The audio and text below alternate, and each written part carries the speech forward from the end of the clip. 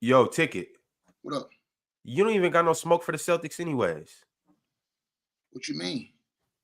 You gonna give him a pass like you always do. We've been saying this. I think Swiper been with me on this, bro. Like, but I don't know how far he gone on this. Bro, we've been telling Chilltown for like, I know I've been telling Chilltown for the months. Like, bro, Chilltown follow the biggest losers in NBA history. One dude who stacks the deck and lost 6 NBA finals. And another dude who's had a ready-made team since day one coming in the league to win a championship. Now, I want you to think about this, Mars. I need Mars, who's a statistician up here. Find me one player, Mars, that came in the NBA, star player, from day one, had a championship-ready team from day one that never won a championship in his first 7 years in the league. Period. You can't name one. LeBron James has not had a championship-ready team from year one. KD didn't have a championship-ready team when he was in Seattle from day one. None of the superstars you can think of in NBA history had a championship-level team from day one and never got over the hump to win a championship. And Chilltown, before you go say one game, because I hit Chilltown up last night, and something is mentally wrong with Chilltown. He is so attached to Tatum and something. This is disgusting, bro. Chilltown, this fool sit up here talking about it's one game. Bro, let me tell you something. I don't want to hear about one game with the Miami Heat, bro. First of all, Miami has shown you that they have been able to sustain shooting like this throughout entire series. Let me give you a fun fact, Mars. Last year, the Miami Heat shot 43% from the three for the entire 7-game series against the Boston Celtics. They're not going away, bro. And it ain't just Jimmy. Mars talked about this last year. Like, it's not just Jimmy. Jimmy was one. No, it's the other guys that are killing you guys. They have figured out Espo is a goddamn genius, bro. He took game one without Jimmy to figure out schematically how they're going to play against this team and what they want to take away and what they want to give you. Listen, these guys are highly confident. Chilltown. And a big thing take away from last night, because I want to hear what you guys say. Your boy, Kevin Love, didn't hit no threes last night. Did he even play? I don't even remember him playing. He played a few minutes. I don't even remember him playing. Duncan Robinson shot 28%, and they still shot over 50% for that's the best three-point shooter, Duncan Robinson. Now, what do you think is going to happen when Duncan Robinson goes and has a game where he hits 4 or 5 threes? When Kevin Love has one of those games, Mars, when he comes in, hits 4 or 5 threes in one of these weird games during this series, Chilltown. Mm-hmm. I don't care what nobody says. The Boston Celtics won 64 games, and their entire season is a waste right now.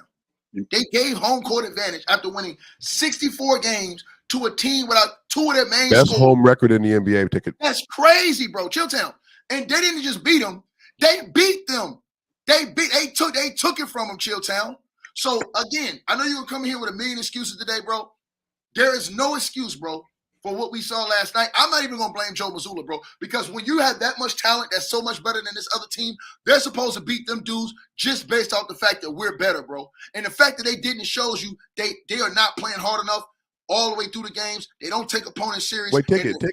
They got Ticket. Hold on, Ticket. I like Chill. Me and Chill are close. We're best friends. He knows this. Ticket. Did you know that they had the best small forward in basketball playing for the Celtics? Ticket. Were you aware of that? Were you aware of that?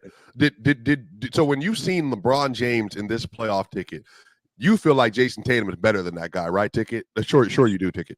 Man, I mean, the way he wearing the Kobe wristbands, right? Hey, hold on, stop right there. Wait, no, chill, hold on. Before we get into this, he got the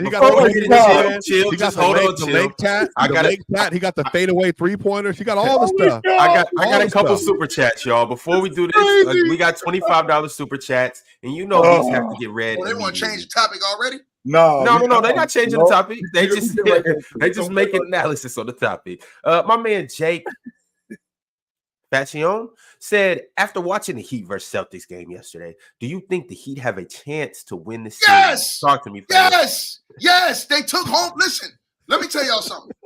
Swiper, Mars, when you get whooped like you did in game one, right? That team, with all the injuries they have, they ain't supposed to have no confidence in game 2 in Boston. That game, they supposed to be like, man, this series over. We can go ahead, come back next year. Hopefully we got Jimmy right. No, they believe they can win, bro. And once you have the belief, and once I saw all these other guys, Highsmith stepping up like he did last year, Caleb Martin stepping up like he did last year, Jaime Jaquez Jr. stepping up like he's done all this year. Bro, you guys are and then Tyler Hero. Tyler Hero, Kenny Smith said something last night that was so important. If Tyler Hero can play efficient, y'all in trouble, bro. Forget now. I ain't talking about them crazy games he had like in game 1. If he can play, and I ain't saying he got to be like he was last night, but if he can be efficient in this series and have a good series, y'all got problems because Miami got different guys. So Ron, all I'm pop up on you and kill you. So Ron, I'm watching that game last night, and I'm getting the when they played the Lakers without James and without Anthony Davis, I was getting those vibes. The idea that you could just show up and we got these dudes. I mean, it's the same team that had them 34 in the hole a couple of nights before, and they just thought that they could show up, and they didn't. Now, don't get me wrong. It's not like Jason Tatum had a bad game last night. He actually played good. Jalen Brown, he actually played good. They got the switches that they wanted with Porzingis in the mid-range, on Tyler Hero, with him on Jaime Jaquez. They got the matchups that they wanted. Drew Holiday cannot convert around the rim. Sam Hauser wasn't knocking down the long ball like he should have been yesterday. Now, with all of that, with all of that being said, there's a difference between an excuse and a reason. Excuses kind of get corny after a while. Like, you keep telling me the same thing. It's like, all right, I heard this from you 3, 4, 5 times. It's goofy. And I'm tired of hearing it. That's what an excuse is. We're talking about a Miami Heat team, and I want to put this on your mind. And Swiper, you are a numbers guy. I just want to put this on your mind, sir. So last night, Tyler Hero, he had 14 assists. I just want to put this on your mind real quick. He had 14 assists last night. Just so you know, he's been in the league since the 2019-2020 season. It's 5 years. These are how many times he's had double-digit assists in any game in his career. That means that on average, he's good for one double-digit assist game every other year of his career. That's number one.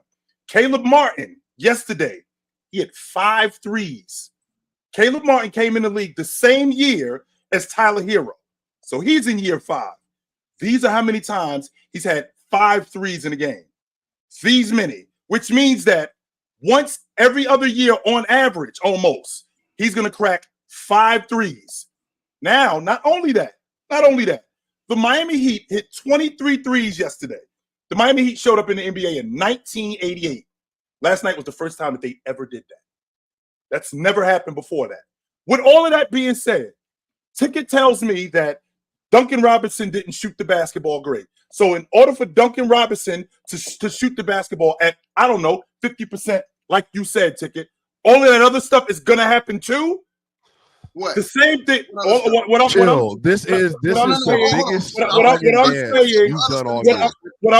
is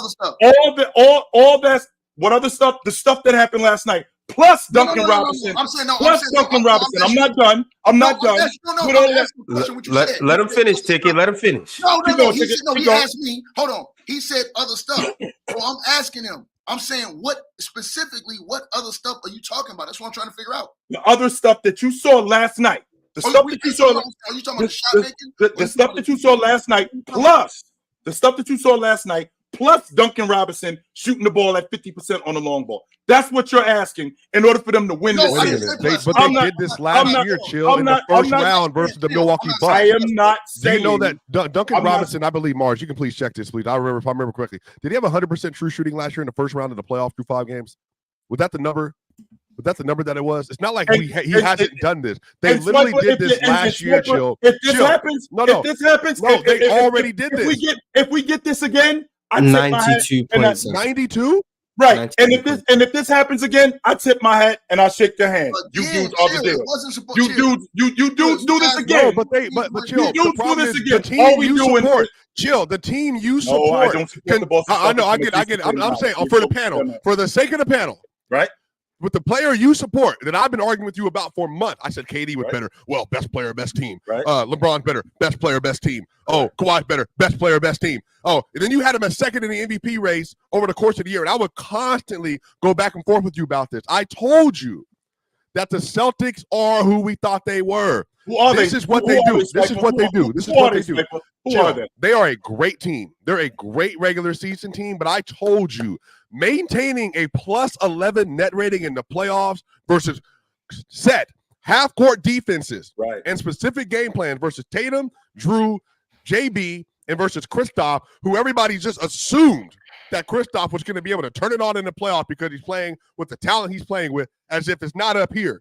The issue is Idris, Bam, Adebayo, the man himself, who I think has an argument for best playoff defender, period, in basketball, over AD, over Embiid, over Rudy Gobert. He has been spectacular. He was making his mid-range shots yesterday. The problem is, bro, every time they face real pressure, Chill, and they faced a set defense and a coaching game plan that is specifically targeted to limit their best things they do and make them outside shooters. That shot variant, I told you about this during the year, 47% of their shots came from three. And I said, if they ever go cold or they don't spark up in the playoffs, it's curtains. Yep. And yesterday, they put so much pressure on them that felt like they had to make every single three that they folded and they faded. Yep. So what I'm telling you, Chill, go ahead. Keep going. I'm listening to you. Well, all I'm saying is, Chill, I'm not saying they're going to win the series. Right. But I told you, if Jimmy was there, I told you, give me the Heat in 7. I said this to you. I'm glad I said this to you. I don't think they're going to win. But this is what I mean. They're going to make this more difficult than it needs to be because that's who they are.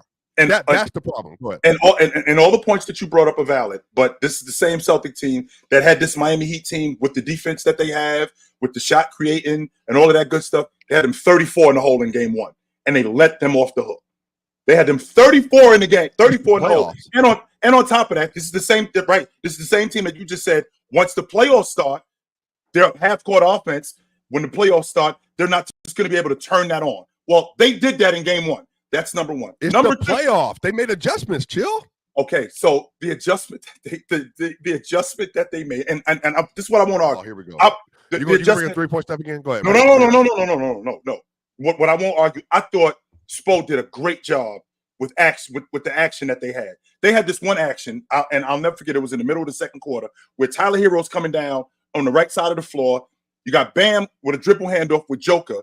While that's going on, the misdirection of Tyler Hero coming off the screen. Once Bam dribble hands off to Joker, then he sets a screen immediately after the dribble handoff to Tyler Hero, who now comes to Joker and gets Jokic. Who is Joker? I keep calling him Joker. I was confused. Did Bam get traded? I've been waiting on this for years. So I'm sorry, I keep calling him Joker. I'm sorry. No, I'm Jovic. This is a dream of mine. So we can idolize. You can idolize all the way. Jovic is what I mean, not Joker. Jovic now, when Bam comes and sets that screen for Tyler Hero, now gets the dribble handoff, and he's wide open, and the Celtics is in drop coverage. That's because that was misdirection. That's great action, and that's coaching. I will not argue that. But if you're telling me that even though the Celtics were held to 100 points last night, yes, they were. They were held to 101 points last night. And I thought the Miami Heat did a great job defensively. But if you're telling me that this is what it's going to take, all we doing is no, you stop, Ticket. All we doing is delaying the inevitable. Instead of it being over in 4, it's going to be over in 5. Miami Heat shot 54% on the long ball yesterday. So what? They did that versus the Bucks. But no, hold on. But Ticket, the Heat give up threes. Don't worry, chill. Hey, hold on. But Swipe up. Look, there's a video that's right here on the Player's Choice after game 1 of last year of this very series with Boston and Miami. And Chilltown says the exact same thing after game 1 loss last year. He came in here and said the same thing. And he looked like a damn fool at the end of that series. Chilltown, you have to come to earth and realize one thing, bro. Bro, they're not who you thought they were. It's just simple. It's just like LeBron James. He's not who you thought he was. You thought he was the smartest player in the game, mind the game. But he has a wide open shot with the game on the line, and he shoots the brick, and he loses, and then he blames the coach, him and AD, and they blame the refs and all the other stuff. Listen, bro, last night is a microscope with what you saw in the fourth quarter from Tatum of his entire career with the Boston Celtics, bro. This is the same thing that happened in year 1 when they had the Cavs dead to rights, and they gave up in the fourth quarter and lost that game in the fourth quarter with a chance to go to the NBA championship in year 1 of Jason Tatum. Tatum's in year 7, Chilltown. No other player have you seen, and don't think that the Boston Celtics haven't made moves for him. They have made all types of personnel moves over the years to give this dude the best opportunities to win. He continues to fail in the big. And Chilltown, What Miami does is not going to change because Miami is truly a system. So their next man up and the next guy that comes up, he's trained and prepared. So when you say, hey, do this or do that, yes, Chilltown, because guess what? Next game, one of those other guys could have an off game like Highsmith, and guess what? Kevin Love come hit 4 or 5 threes. Then what you going to do? Next game, Tyler Hero can be off. Duncan Robinson come hit 4 or 5 threes. Then what you going to do? They got extra clips over there, bro, and they're not going to stop squeezing. And Chilltown, here's another thing they're not going to stop doing. They're not going to stop defending the way they do. They're not going to stop competing the way they do. And another big thing I have to give up in this series, on Joe Mazzulla, but they have just a way better level of coaching, bro. They have a way better level of coaching. Boston shows you how they're going to play. They play one way. They don't have any other way to play. This is why I never bought into the narrative of the media that they can beat the Nuggets if they go to the finals. I never bought into that narrative because the Nuggets can play multitude of ways. They can play from the perimeter with Jamal Murray. They can play in the post with Jokic. They can play. You guys can only play one way. Drive and kick. If you guys aren't hitting threes, Chilltown, you're going to lose every time. And one last thing, Bob, this was the telltale sign down the season. I got into it with Chilltown. We saw the Boston Celtics lose games to the Bucks without Giannis, lose games to key teams without their main players. Those were telltale signs that this team, Chilltown, plays down to competition, and they're in very big trouble. If they lose game 3, they're going to lose this series, bro. They're going. If they lose game 3, Chilltown, they're losing. Ticket. If they lose game 4. No, but can we relax? Right quick. I'm gonna come back to you. We got this $25 super chat I gotta address. My man Napin Trey said, "I need a hero. That no look pass. Them boys doing everything y'all been saying they can't do all year. So I want to they haven't done it all year. Because they haven't done it all year. I want to hear from everybody about the Heat, how they feel about the Heat right now. Ox, I'm gonna start with you. Mars, you next. I want to hear what you guys, how you guys feel about the Heat right now. I mean, I said it already. The Heat dangerous. Like with or without Jimmy, the Heat are dangerous. I said that already. Like we know what Eric Spoelstra gonna come with. He has players that aren't all NBA players. Once again, all the kids that aren't the cool kids play for the Heat, and they continuously kick everybody ass. So this isn't surprising. It shouldn't be a shock. I was telling y'all this yesterday and the day before. Man, stop sleeping on Eric Spoelstra, Tyler Hero, Bam Adebayo. Jaime Jaquez Jr. We can't sleep on these dudes. The young fella Jovic, you can't sleep on anybody in that Heat uniform. With that being said, the Heat are not winning this series. Now, I mean that's only just because what it Jimmy is. Like, there, though, Ox. But he's not there. Right. So right. I'm not gonna talk about it like he is. You know what I'm saying? Now, if Jimmy was here, Heat in 6. You know what I'm saying? If Jimmy's here, Heat in 6. He's not here. He's you know out the whole series. Yeah. To the best of my knowledge, I believe he is. Yeah. So I'm gonna go. I'm just gonna go ahead. I mean, but look, like the Miami ain't gonna lay down. Miami definitely not. They definitely not gonna lay down. You know who will? But you know who will, Ox? No, I don't think Boston not gonna lay down either. My thing is this. The Heat not gonna lay down. Boston is just a little. They're just a little too much to handle. I can see Boston in 6 or 7 still, but. I mean, nobody should be shocked about last night. That's all I'm saying is nobody should be shocked about the goings on of last night. Hold on, but you're giving the credit Celtics too much credit. And I'm gonna say this before. Why am I giving too much credit? You're not giving them enough credit. Look at what they did to the NBA this year. I don't think you're giving them enough credit. No. But listen, what I'm saying to you. If we go off history. What was the reason? It's a different team. Hold on 1 second. What was the reason why Porzingis got ran out of Dallas? He wasn't doing nothing in the playoffs. We have seen this. That's not why. That's not why. Yes, hold on. Yes, he was always hurt, and when he was on the court, hold on. It's not why. Always hurt. But he's healthy now. Nah, let Ticket spit because he about to spit. Is this a chill thing? Why don't y'all want Ticket to spit? Quiet, Ron. Quiet. Keep going, Ticket. They're gonna run, y'all. Keep going, Ticket. Keep going, Ticket. In the playoffs with Dallas, he was either hurt or choking over there with Luka Doncic. That's why they ran him out. Right. Because he couldn't get the job done in the playoffs. They stood him in the corner and made him watch Luka dribble the basketball, bro. Come on, you seen it. But that's basically what he's got to do with this team because they're nothing but a spot-up team. They only play one way. They spot up and shoot threes all game. So it's not like they're giving it to him in the post saying go to work on a regular basis. They don't play like that. This team is a spread-you-out team, one-on-one, penetration, drive, and kick if somebody gets open and helps. That's it. So if you're using Porzingis in a different way, if they're playing an inside-out game or can mix it up like the Denver Nuggets do, then you have me convinced. But guess what? Here's the thing with Miami. Miami can play a different way, and they showed you last night.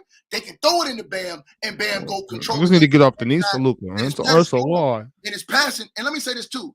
Shout out to Bam as a defender too, because I trust Bam as a defender against a guy like Kristaps Porzingis, because Bam he's a top level defender in the NBA as well. So again, bro, you guys got to look at this.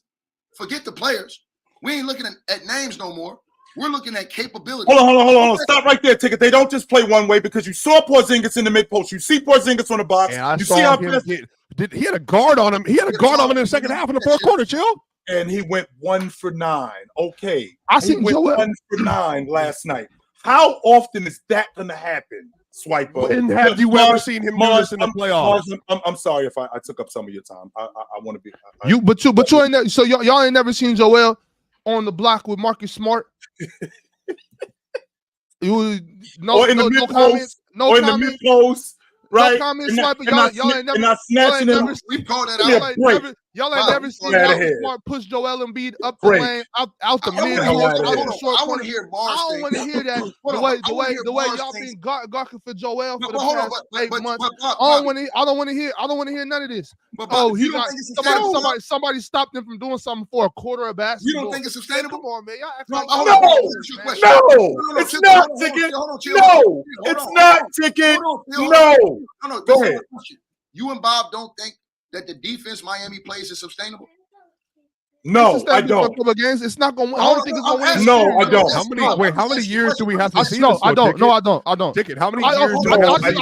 I think the defense can be sustainable, but it's not sustainable. Like it's not. Hold on. So let me ask you. Hold on. You guys have seen for the last 3 out of the 4 years they went to the conference finals. 2 out of the last 4 years, they went to the NBA Finals. So your defense has to be sustainable if you're able to achieve at that level. And listen, they were doing it with these type of players. Caleb Martin, Duncan Robinson, all these other guys. Tyler Hero was hurt. They were doing it with all these type of players. So This is what I'm saying to you. Hold on. This is what I'm saying to y'all right now. I am of the belief, and I want to hear what Mars got to say about this because I know he's going to agree with me on this. I'm of the belief that they can sustain what they're doing defensively because Eric Spoelstra's a great coach and he knows how to scheme. I believe they can do this defensively because Boston is not going to change up how they play. Boston's going to play the same way. They're going to jack up a whole bunch of threes next game and pray that they go in. But guess what, Chilltown? If you are the Miami Heat, your game plan is simple. Guess what they're going to try and let Boston do? Let the two guys eat, and we're going to cut everybody else water in half. Are you saying Miami's winning the series? Man, listen, bro. They win game 3, they're going to win this series. Are they going to win the series? No, no ifs, Ron. Stop letting him off the hook. Who's winning this series? I'm picking Miami to win this series. Okay. I'm not mad at you though. I want to put that on record. I ain't mad at that. I ain't mad at that. The reason why I'm picking Miami to win this series is because of one thing they showed me, that, and I always go off consistency. They have consistently shown us that they can stay hot throughout the entire playoffs, except for up to the finals. Go look. They shot 43%. No, they have not. Ticket. They shot 43 for the 3 last year against the Celtics. And against the Celtics. Okay, sure. Who are they playing? Are they playing a different scheme? Are they playing a different team? What's different? Chill. No, I need you to chill. I need you to put your thinking cap on. What is actually different? What is actually different from a scheme advantage point, from defensively from them this year to last year versus this Heat team? Spo knows everything about them. Chill, I think that's the problem. I really think that's the issue. They have a significant talent disadvantage. No Jimmy, they're not winning the series. I agree with you. They're ultimately not winning the series. But if Jimmy was there, they had the top-end talent with Jimmy and Bam, and apparently Caleb Martin, who can win the Eastern Conference Finals Award versus these dudes every year. And they have Tyler Hero healthy again. They got Duncan Robinson here again. They got Haywood Highsmith hitting threes. If they had Jimmy chill, we would be having a completely different conversation about this series. And I told you going into the playoffs that because Spo knows everything about this team, he's better than anybody else in the league at creating advantages and taking advantage of your weak point. He knows they're overly reliant on the three-point shot. And guess what? They can't penetrate. So what did he do yesterday? Remember there was that possession where Caleb Martin was able to knock the ball up in the air on Jason Tatum when he tried to skip the ball across the court. Yes. They were literally playing like a matchup man where they were just going back and forth on the court, and they held them to a 24-second shot clock violation because their rotations are pristine with no Jimmy. So I'm saying, just imagine if they had that. And again, I'm saying that's Spo. That's scheme. Okay. So I'm saying if they had that plus a high-end Jimmy Butler going into this series, the whole conversation about the series would be different. I think, but they don't have the offensive talent. I think that's sustainable in a fourth quarter without Jimmy. That's why I'm saying they're going to lose the series. Well, two things. Number one, the penetration that you talked about. They got to the rim yesterday. Jason Tatum got to the rim yesterday. Drew Holiday got to the rim yesterday. So they get to the rim. They got on the glass yesterday. That's not the issue. The issue is converting at the rim. That's not what they did. Number two, you talk about them knowing everything about the Miami Heat. Well, number one, they didn't have the offensive force this last season that they had this season in the middle, like they had with Porzingis. Who's the force in the middle? Can you remind me? Porzingis. He's the difference. You have a defender who you've given up with Robert Williams. You're giving up some of that defense, losing Robert Williams, but you're gaining much more offense. You're gaining a stretch five. You're gaining a mid-post five. You're gaining a guy. They've already had a stretch five. And Al Horford. He does. Al Horford. He does not do the same thing. He's a stretch five, isn't he? But he does not do the same thing that Kristaps Porzingis does. He doesn't play on the block like Porzingis. He doesn't play in the mid-range like Porzingis. He doesn't create shots not only for himself but for everybody else like Porzingis does. He does not do that. No, Bill, I think you weigh more than Kristaps Porzingis. We could have this conversation if Al Horford was younger. 100%, I can give you that. I could definitely get with that. But today, no, it's not the same thing. Add that to the fact that Kristaps Porzingis on the block, I think he was in the top 3 in the league, top 5 in the league, and not just possessions on the box, but points on the box. So that's a different dynamic that now Spo has to deal with that he didn't have to deal with last year. So he doesn't know everything about them. That's not true. Looked good yesterday. They played Looked good yesterday. He played, and it was historical what they did yesterday. No. It wasn't good. No. It wasn't good. They shot 54% on the long ball. We're talking about Caleb.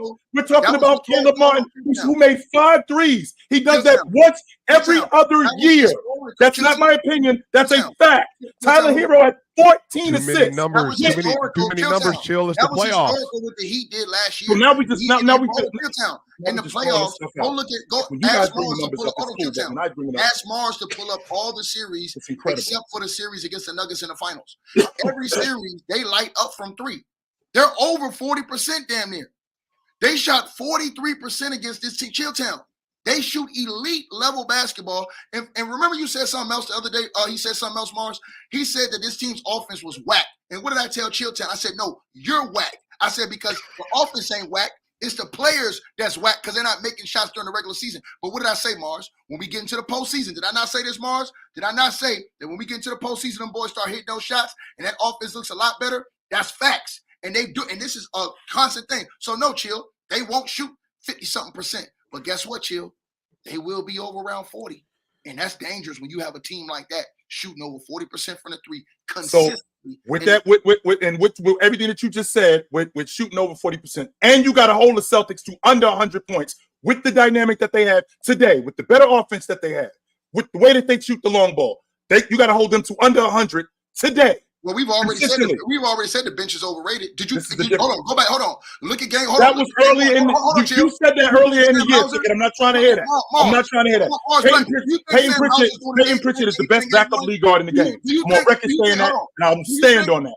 Peyton Pritchard is the best backup league guard in the game. Mars, what's the other boy's name on the bench, Mars? No doubt about that. Lead guard? I think he's the best backup league guard in the game. Hold on. Wait, did Monte Morrison not exist in this conversation? Nope, I don't think so. I think Peyton Pritchard is the best backup league guard in the game.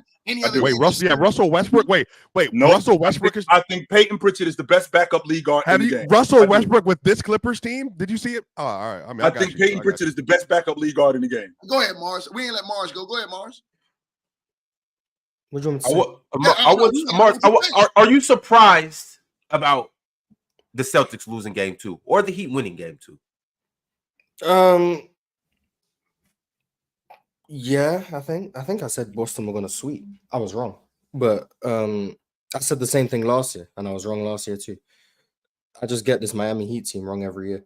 I think the biggest the 23 threes or whatever Miami made, like, even if that's not sustainable, like, I think it's fair to say they're not going to shoot over 54%. The concern isn't Miami's offense. The concern is that they held Boston to 101 points. That's the concern. The concern If Miami only need to score 105 to win games, it doesn't matter what they shoot from three. Like, so yeah, they shot crazy from three. You tip your hat. They did a good job. But the fact that they're able to make Boston's offense devolve into isolation ball as easily as they are, that's the concern. And yeah, is Porzingis probably going to take advantage of Tyler Hero matchups? Probably. But on a night where Jalen Brown and Jason Tatum scored as efficiently as they did, even though I don't think they played great, but them scoring that efficiently, you see what happens when your offense just devolves into isolation ball. We've been talking about the Timberwolves and what they've done to Phoenix. They've made them play isolation ball when their offense stagnates and suffers.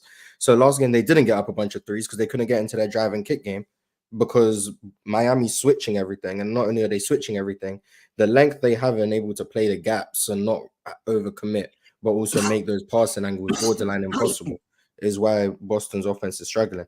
Now, I think the remedy is you just have to cut into the open space instead of splitting up around the three-point line. But I don't know what Joe Mazzulla is going to do. But instead of just placing Porzingis in the middle of the floor, someone needs to flash to that open space. Someone needs to cut behind the defense, and that opens up space around the three-point line for other people to relocate. But I don't know what Joe Mazzulla is going to do. So that's the concern. It's Boston's offense. You know what he's going to do, Mars? He's going to do what they always do. Shoot more threes. Jack up more threes and hope that they can out-3 you. That's what they're going to do. That's what he's shown you over the last couple of years, last year and this year. He's not going to change what they do. They're going to look at it. This is how Joe Mazzulla is going to look at it. Mazzulla's Mazzulla.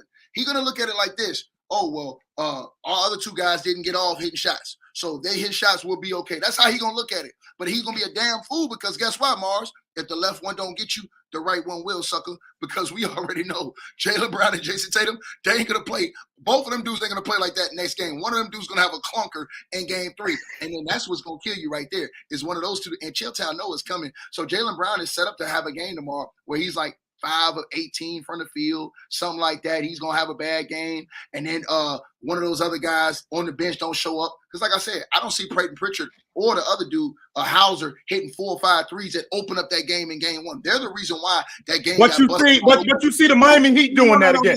But you see the Miami Heat doing that again. What? I'm in the matrix. I'm sure I'm in the matrix. Chill. This is unbelievable. Hold on, bro. This is what I'm saying. The reason why I'm saying this is because me and you have seen one thing. We have seen Caleb Martin. We have seen Duncan Robinson. We have seen Kevin Love. We have seen Highsmith and all these other dudes have way more consistency in series against the Heat than we have seen Sam Hauser or damn Peyton Pritchard. We have not seen them consistently have those games. So look, Chill, you may get one other game from one of those dudes where they hit 4 threes, but you're not going to have a game like game 1 where in between Pritchard and Hauser, they got down there, 10 threes between those two guys? That was the game right there. So you're not going to get that no more. Hauser comes in the game and hits 4 straight threes, Chilltown. You think that's going to happen again in this series? Peyton Pritchard hit, 4 or 5 threes that game? That's a difference in it. That would blew out the game right there. So again, go ahead.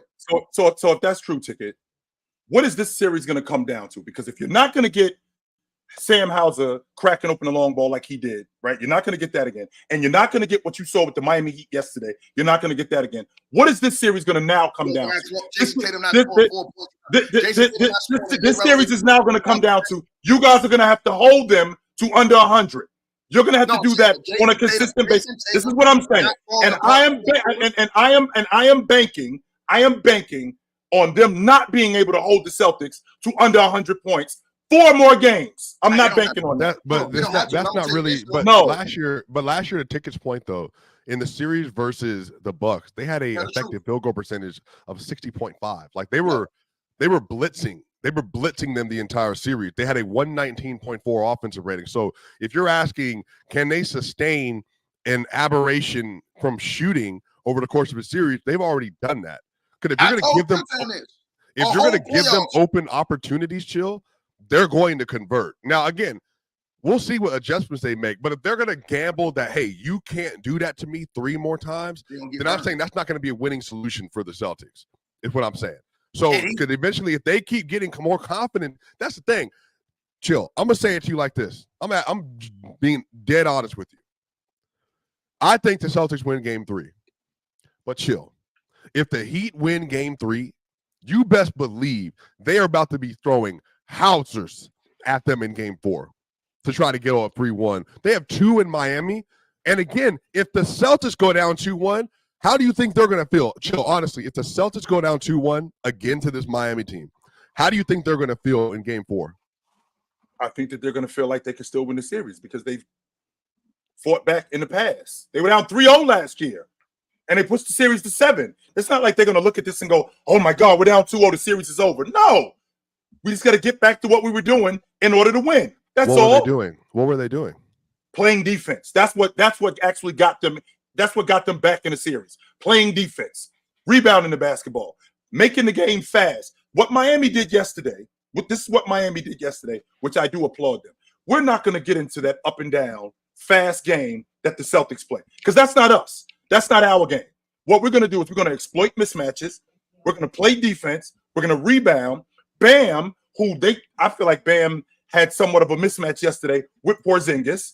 Bam being the 20-10 guy all year, he had a mismatch going at Porzingis, going into his chest when he gets the ball on the block and going after him. I thought he did a good job at that. Absolutely. Can they sustain that for the rest of the series where they play their game and not let Miami lure them into their game? Can they do that? I don't think so. But who dictates saw it 4 pace? times already. Who dictates pace in the series? Hold on. And Let me keep saying I saw it 4 times. The Celtics beat them before. It's not like they didn't beat them. When did they beat them? In 22, they beat them. Mars went in on. Because you're going off of last year. I'm not going to hear that. But we went over why they beat them in 22. I'm not going to hear that. That's what I'm saying. Mars went in on me because he was like, oh, you're giving Jimmy way too much credit. That's what Mars told me because he was like, is there other guys that was balling? And guess what? He was right in that series. Jimmy played well like one game, but the other games, it was all those other guys, all those role players that stepped up and killed you. See, here's the problem right now, Chilltown. The problem with the Miami Heat, you don't have one guy you can just key in and say, hey, man, if I lock him down, we're going to beat these dudes. Miami is like a 10-headed monster. They got different guys that can come up out of nowhere, out of the kazoo, and hit like 8 4-5 threes and have 18, 19, 20 points, and you in big trouble. So, again, if Caleb Martin's not hitting tomorrow night, guess what? Duncan Robinson may come in and give you 4-5 threes. Guess what? If he's not, Kevin Love come in 16 minutes, give you 17 points, 9 rebounds like you do in a lot of these games. So, yes, the Boston Celtics have major problems. And again, Chilltown, I don't trust the role players on the Boston Celtics, the bench, on the road. I don't trust Hauser. I don't trust those dudes on the bench, Pritchard, to come in on the road and make big shots. They're going to have to, Chilltown, because I'm going to tell you something. The one thing I do love about this coach, too, he changes schemes up a lot during the course of the game. He don't just stay in the same schemes. He'll do a matching zone. He'll go man for a second. He do all kind of crazy schemes, trapping zone, all this type of stuff to throw you off during the course of the game so you don't get settled into a game. Again, Chilltown, Swiper don't agree with me, but Swiper's wrong, bro. I believe Miami, if they win another game, that's going to win this, it's going to be game 3. It's going to be game 3. Because I don't think if they lose game 3, I don't think they can win game 4. But I think they win game 3. And I think that this series, bro. Ticket, I disagree with that. I think they could win game because they still at the crib. They still at home. They can lose game 3. And honestly, this Celtics team is playing with all house money. No Jimmy Butler. They're the 8th seed. This is the big bad Celtics, the best team in the league. Jason Tatum's top 5 now. This and this. We got Drew. We got Porzingis. We got all of this. Like they're the underdog. They win the NBA Finals last year with this crew. They're the defending Eastern Conference champions. This is where the belt is. If you're trying to get to the you're not surprised then. If that's the case, then you're not surprised then. If they're not the underdogs, you're not surprised then. You're not surprised if they came out and kicked the Celtics' ass last night. You won't be surprised if they come and kick their ass in game 3. You won't be surprised if they kick their ass in game 4 because they not. So then they the underdogs if you surprised then. No, I'm not, Ron. No, that's not true. No, absolutely. Chill. You can't have it both ways. No, I'm not having the underdogs, or are they not? They are the underdogs in the series. Yes, they are. Okay. They are the underdogs in the series. But stop talking to me like they ain't the defending champs who don't know how to win. And they can have a game that they had yesterday. You done already told us before that they ain't have a chance. This series is over. It's just gonna take longer than what I thought. Stop doing that. Stop doing that. Chill. You got chill. Hold on. The Celtics have not chill. You usually, from what I know about you, you're a stand-up guy. You're a man of values and principle. You're a man of honor, some might say. Some have said, actually. There's no way you're giving your allegiance to a team that has never done anything. And every time they set themselves up for success, they bottom out. There's no way. They haven't. Chill. They've had championship expectations, not Eastern Conference Finals expectations, championship expectations. Right. Chill. They have bottomed out every year that we've seen them do this, and you defend them like they won a ring. Like they got a guy that you can depend on when it matters most. And I think Tatum's really good. But you told me all year, Chill, and this is where I got smoke with you. You told me all year that Tatum was the best small forward in basketball. And I still stand on that. I think he's the Have you seen LeBron James and Jason Tatum so far in the playoffs? I have. Okay. Do you think Tatum's been better than him? Yes. Yes. Chilltown, I'm going to give you a quick stat real quick before we go off this. Last year during that series, the Boston Celtics, against the Boston Celtics, Miami shot 43.4% from the three that series. You know what? Jimmy only shot 34% from the three that series. And also, Max Strus only shot 34%. But they still, as a team, shot 43%. You know why? Because Caleb Martin shot 48% from the three. He's back. Gabe Vincent shot 51% from the three that series. Duncan Robinson shot 48% from the three that series. 7-game series. Kevin Love shot 55.5% from the field that series. And Highsmith, who shot 60% from the three last night, shot 60% from the three last year in that entire series against the Boston Celtics, sir. And he gave you high-level defense. And that's another thing, too, we didn't say nothing about, Mars. Highsmith defense on Tatum this series, it's going to be like this. I love it, the pressure and energy they bring defensively, Chilltown. And the guys they have, and again, Jaime Jaquez and these dudes, bro, Jaime Jaquez has really grown on me this year, bro. This is his opportunity to, like, really come and show everybody what he's about. And he's showing improvement right now in these playoffs, bro. I love what I see from him, bro. And I love the growth from him. And I think he's one of those young players that's bro, he's going to be a very valuable player as far as an asset going for the Heat coming forward. And so I'm looking at him stepping up in this series. I'm looking at Caleb Martin stepping up in this series. He had a good series last year, Caleb Martin. Caleb Martin killed these dudes last year and averaged 19.3 against them last year.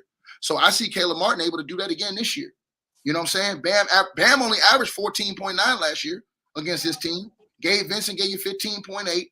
Duncan Robinson gave you 11.4. And Strus gave you 9.4. So if you can get that type of production, plus you can get like a 20 efficient from Tyler Hero, which is what Jimmy gave you last year, bro, y'all in trouble. And remember, y'all almost got swept. All right, y'all. I got some super chats. Let's go ahead and dive into these. I'm gonna start with my $10 super chats. Appreciate everybody that's chimed in, sent through super chats. If you haven't got a chance to send through a super chat, do that. If not, just like the video. Appreciate everybody that's in here. We got about 2,000 people in here. It's a good day to talk hoops. Hey man, playoffs is getting interesting. After this, I gotta ask you guys how you think each series will go. Now that each series has played 2 games. I want to ask you guys, what's your predictions? How many games the series will go and who will win each series? But my man Alan L sent through a super chat. He said, F Miami, bro. Power of friendship ass team, Celtics in 5. L Ox, L Dub, Mars is 5-1 and tickets 40. I don't want to hear it. Alan L cooking everybody. I appreciate you for keeping me up out of this, Alan. Whoo! Hold on. What did he say? Hold on. Put that back up there one more time. He said, Power of friendship, A team, Celtics in 5. Okay. All right, Alan. Hold on, Alan. Put his picture back up there. I thought that was Swiper. That is. Up there? That's Swiper's picture? Now Ron don't want to put it back up. Okay. That's not Swiper, man. Y'all leave my man alone. That's not Lincoln. Hey, Swiper, link in bio, man. That's Swiper for real? Yes. That's not Swiper. Now Ron. Look, Swiper's beige. He's not blue. Yeah, but Swiper ain't got that bandana either. Right. My man look like a R&B gangster. Mm-hmm. Yeah, I got fans everywhere. They've been doing that for about 6 months now. Mm-hmm.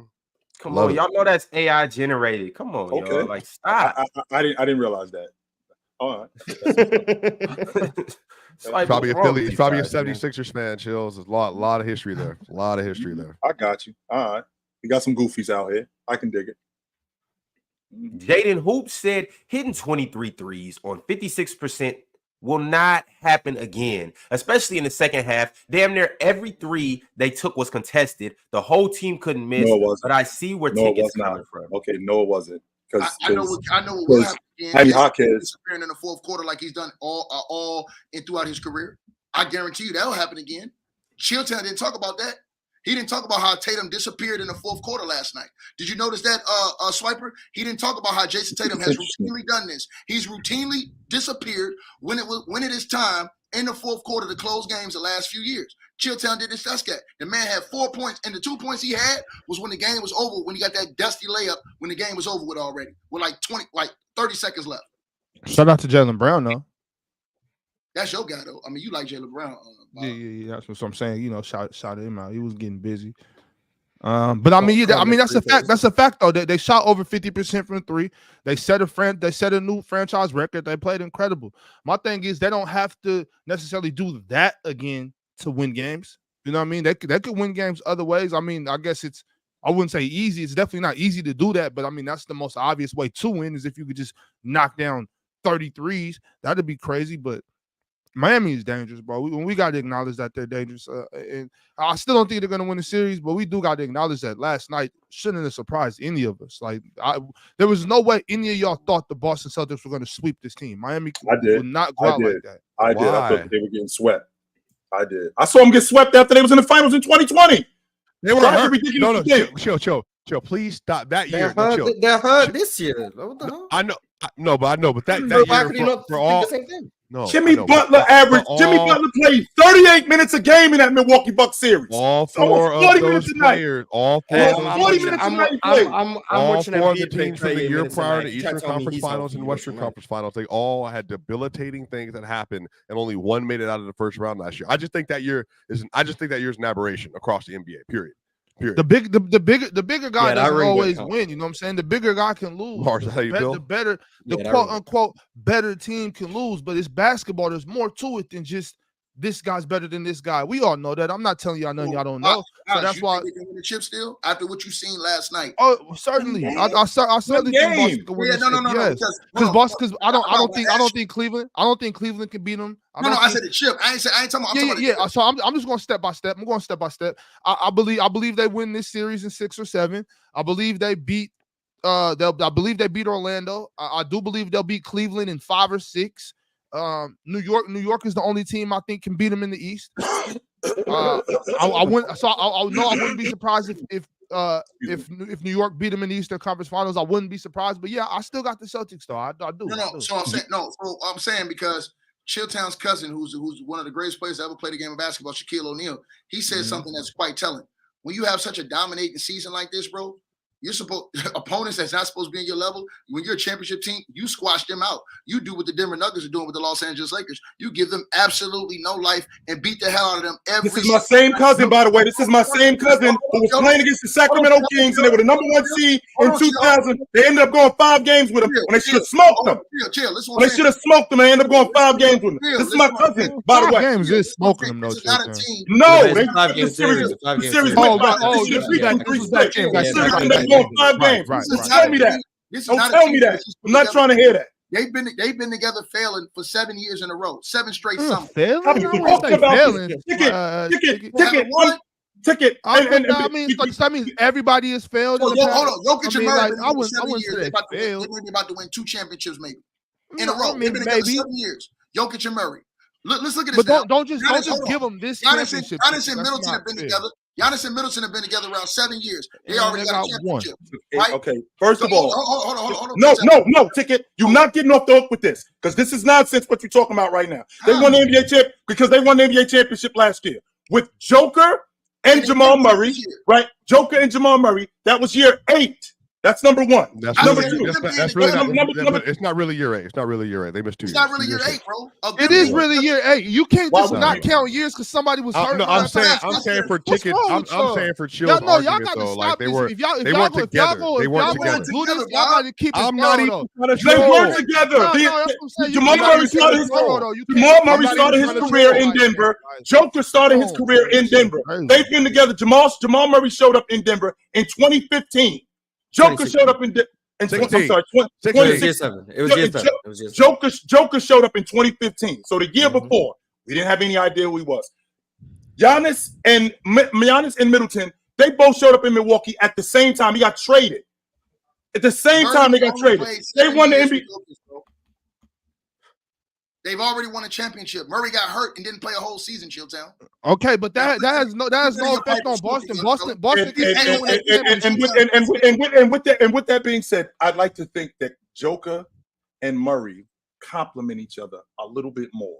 Then all the Boston Celtics, all these players the Boston Celtics are put around. And I'm glad you so Ticket. So let's put a little bit of salt and pepper on your logic. So let's go back to the 18 season when Jason Tatum was a rookie, when he loses Kyrie Irving for the remainder of the season, which is 16 games, and he loses him for the entire playoffs. This is the same. And by the way, Gordon Hayward is out for the whole season. He shouldn't even been playing because Gordon Hayward was going to be the starting small forward. So now he loses both of those guys, not only for the rest of the season, but for the playoffs. Still gets them in the Eastern Conference Championship. Still gets them in it as a rookie, gets them in the Eastern Conference Championship, and he's still leading them in scoring. You don't say that about no other rookie. Let's fast forward to year number 2.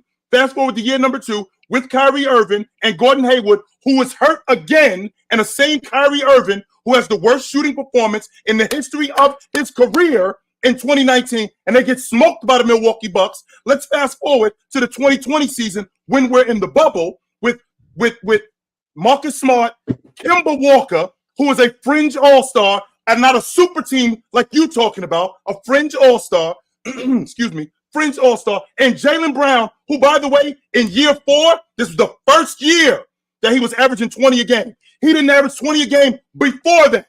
Joker didn't have that problem. Jamal Murray didn't have that problem. Then we fast forward to 2021, where he didn't have Jalen Brown in the playoffs, and he had to score 50 in order to extend the series in 2021 against Brooklyn. Otherwise, they would have gotten swept. Then you move to 2022, where they actually beat the Miami Heat, and they get to the finals, which was clearly they weren't prepared. Even though they had more talent than the Golden State Warriors, they weren't prepared. And then last year, you saw what happened last year. They still are on pace. Add all of that up to the fact ticket, all of those teams that they played in 2018. Do the Boston Celtics beat the Golden State Warriors in 18?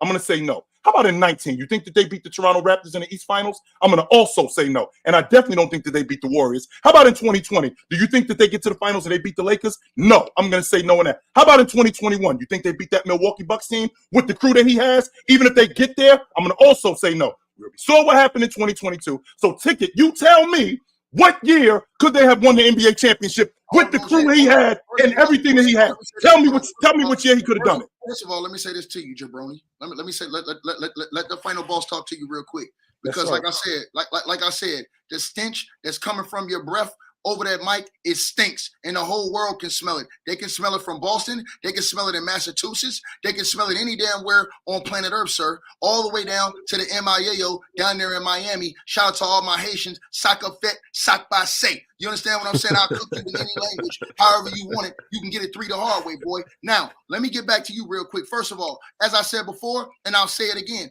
you the one that pumped Jason Tatum up. You the one that said he the man, he the myth, you the legend. You the one that sat up here and told Swiper all these days that the final boss was somewhere chilling on the beach with a bad mommy. Oh, looking so good, baby. You're the one that came up here and lied and said that dude was the next guy. So if he's the next guy, we should have zero excuses, because from day one, they were a top 4 team in the league. They were a number 2 seed in the Eastern Conference. And guess what? That first year you're talking about, they said the team was better without Kyrie Irving anyways, because guys like you said, Kyrie was a cancer to the team. He was a headache, and he was unstable, man. So getting Kyrie out the way should have been better for them. But what happened? They folded in the fourth quarter, laid down, and let LeBron Ramon James walk back to another NBA Finals when they should have been in the finals. Then let's talk about all the other years when they choked, wet the bed, ran through coaches, said it was Brad Stevens' fault. Then when they got Ime came in and got you to the finals. What happened? Jason Tatum didn't show up. What's your excuse there? Ain't no excuse. Then you come back the very next year. You play an 8th seed, limping in the playoffs, like the Miami Heat. What happens there? Jason Tatum lays an egg in Game 7 in the series on the line. What do? You come in here, like the great one says, whining like a little baby, talking about Jason Tatum was hurt. He had a hand injury, a boo-boo to his hand, jabroni. Now, you would have come here this year after they won 64 games, got a mud hole stalked in the head, and walked dry, and gave up home court advantage to a team that ain't even supposed to be hanging around in the first 2 games of the series, and you want to tell me, oh, all this monkey crap. Know your role and shut your mouth. Wow. All right. It's about that time to get to the super chats. And tell everybody to like the video too. Right quick, Ox. What? Before I put this panelist or this host hat on, let me keep my panelist hat on right quick. That's horse shit, ox shit, whatever shit you want to call it, saying that the Celtics are gonna win the championship. It's coming out of the West this year. I'm highly convinced. I don't think that they can beat the Nuggets. From what I've seen from the Wolves, I don't think they can beat the Wolves. And last but not least, they're not beating the Thunder either. Hey, they're not. The Thunder gonna bark on them. All right, okay. I get it. I get it. I know what's happening here. I get it. Come all right, hey y'all, and we about to get into that in a second. Only team wrong. Only them team young wrong, boys is serious over there. Only team wrong I can say is Denver. I can see. And look, and I'm gonna keep the Bucks up out of this. We just talking about the West right now. It's 3 teams over there that the Celtics don't beating the Timberwolves want to see. And that's OKC, Minnesota, and Denver. The top 3 teams in the West. Yes. I'll put some respect. I'll put some respect on Denver though, for sure. I'll put some respect on Denver.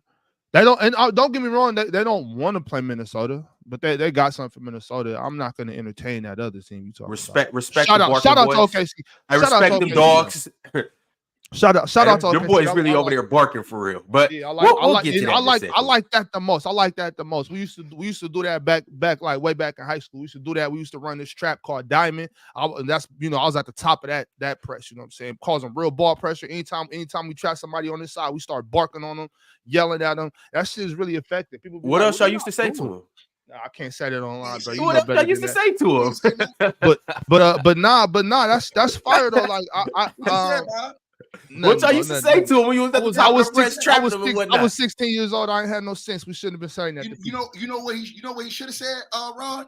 What should he have said? He should have said with them damn people in this sorry comment section of the Players' Choice said, after the last video, we got a bunch of damn Cody crybabies in here whining like a bunch of imbeciles sitting in that comment section talking about some, why did Ticket Jocks Jalen? Why did Ticket Jocks Jalen? You see the unfair shake I get over on this channel? I actually paid Jalen money. Ox didn't pay me no money, but then nobody complained about that. Okay, let's get to the bottom of this right now, Ticket. I'm tired of you, bro. I'm tired of you. You don't care about the final boss. You only care about tearing down Ticket. So it was okay with you guys. After he run this ad, Ron, let me get my spit off. I got slandered when I actually came out my pocket and gave Jalen after he run this ad, bro. You better believe that, Ox.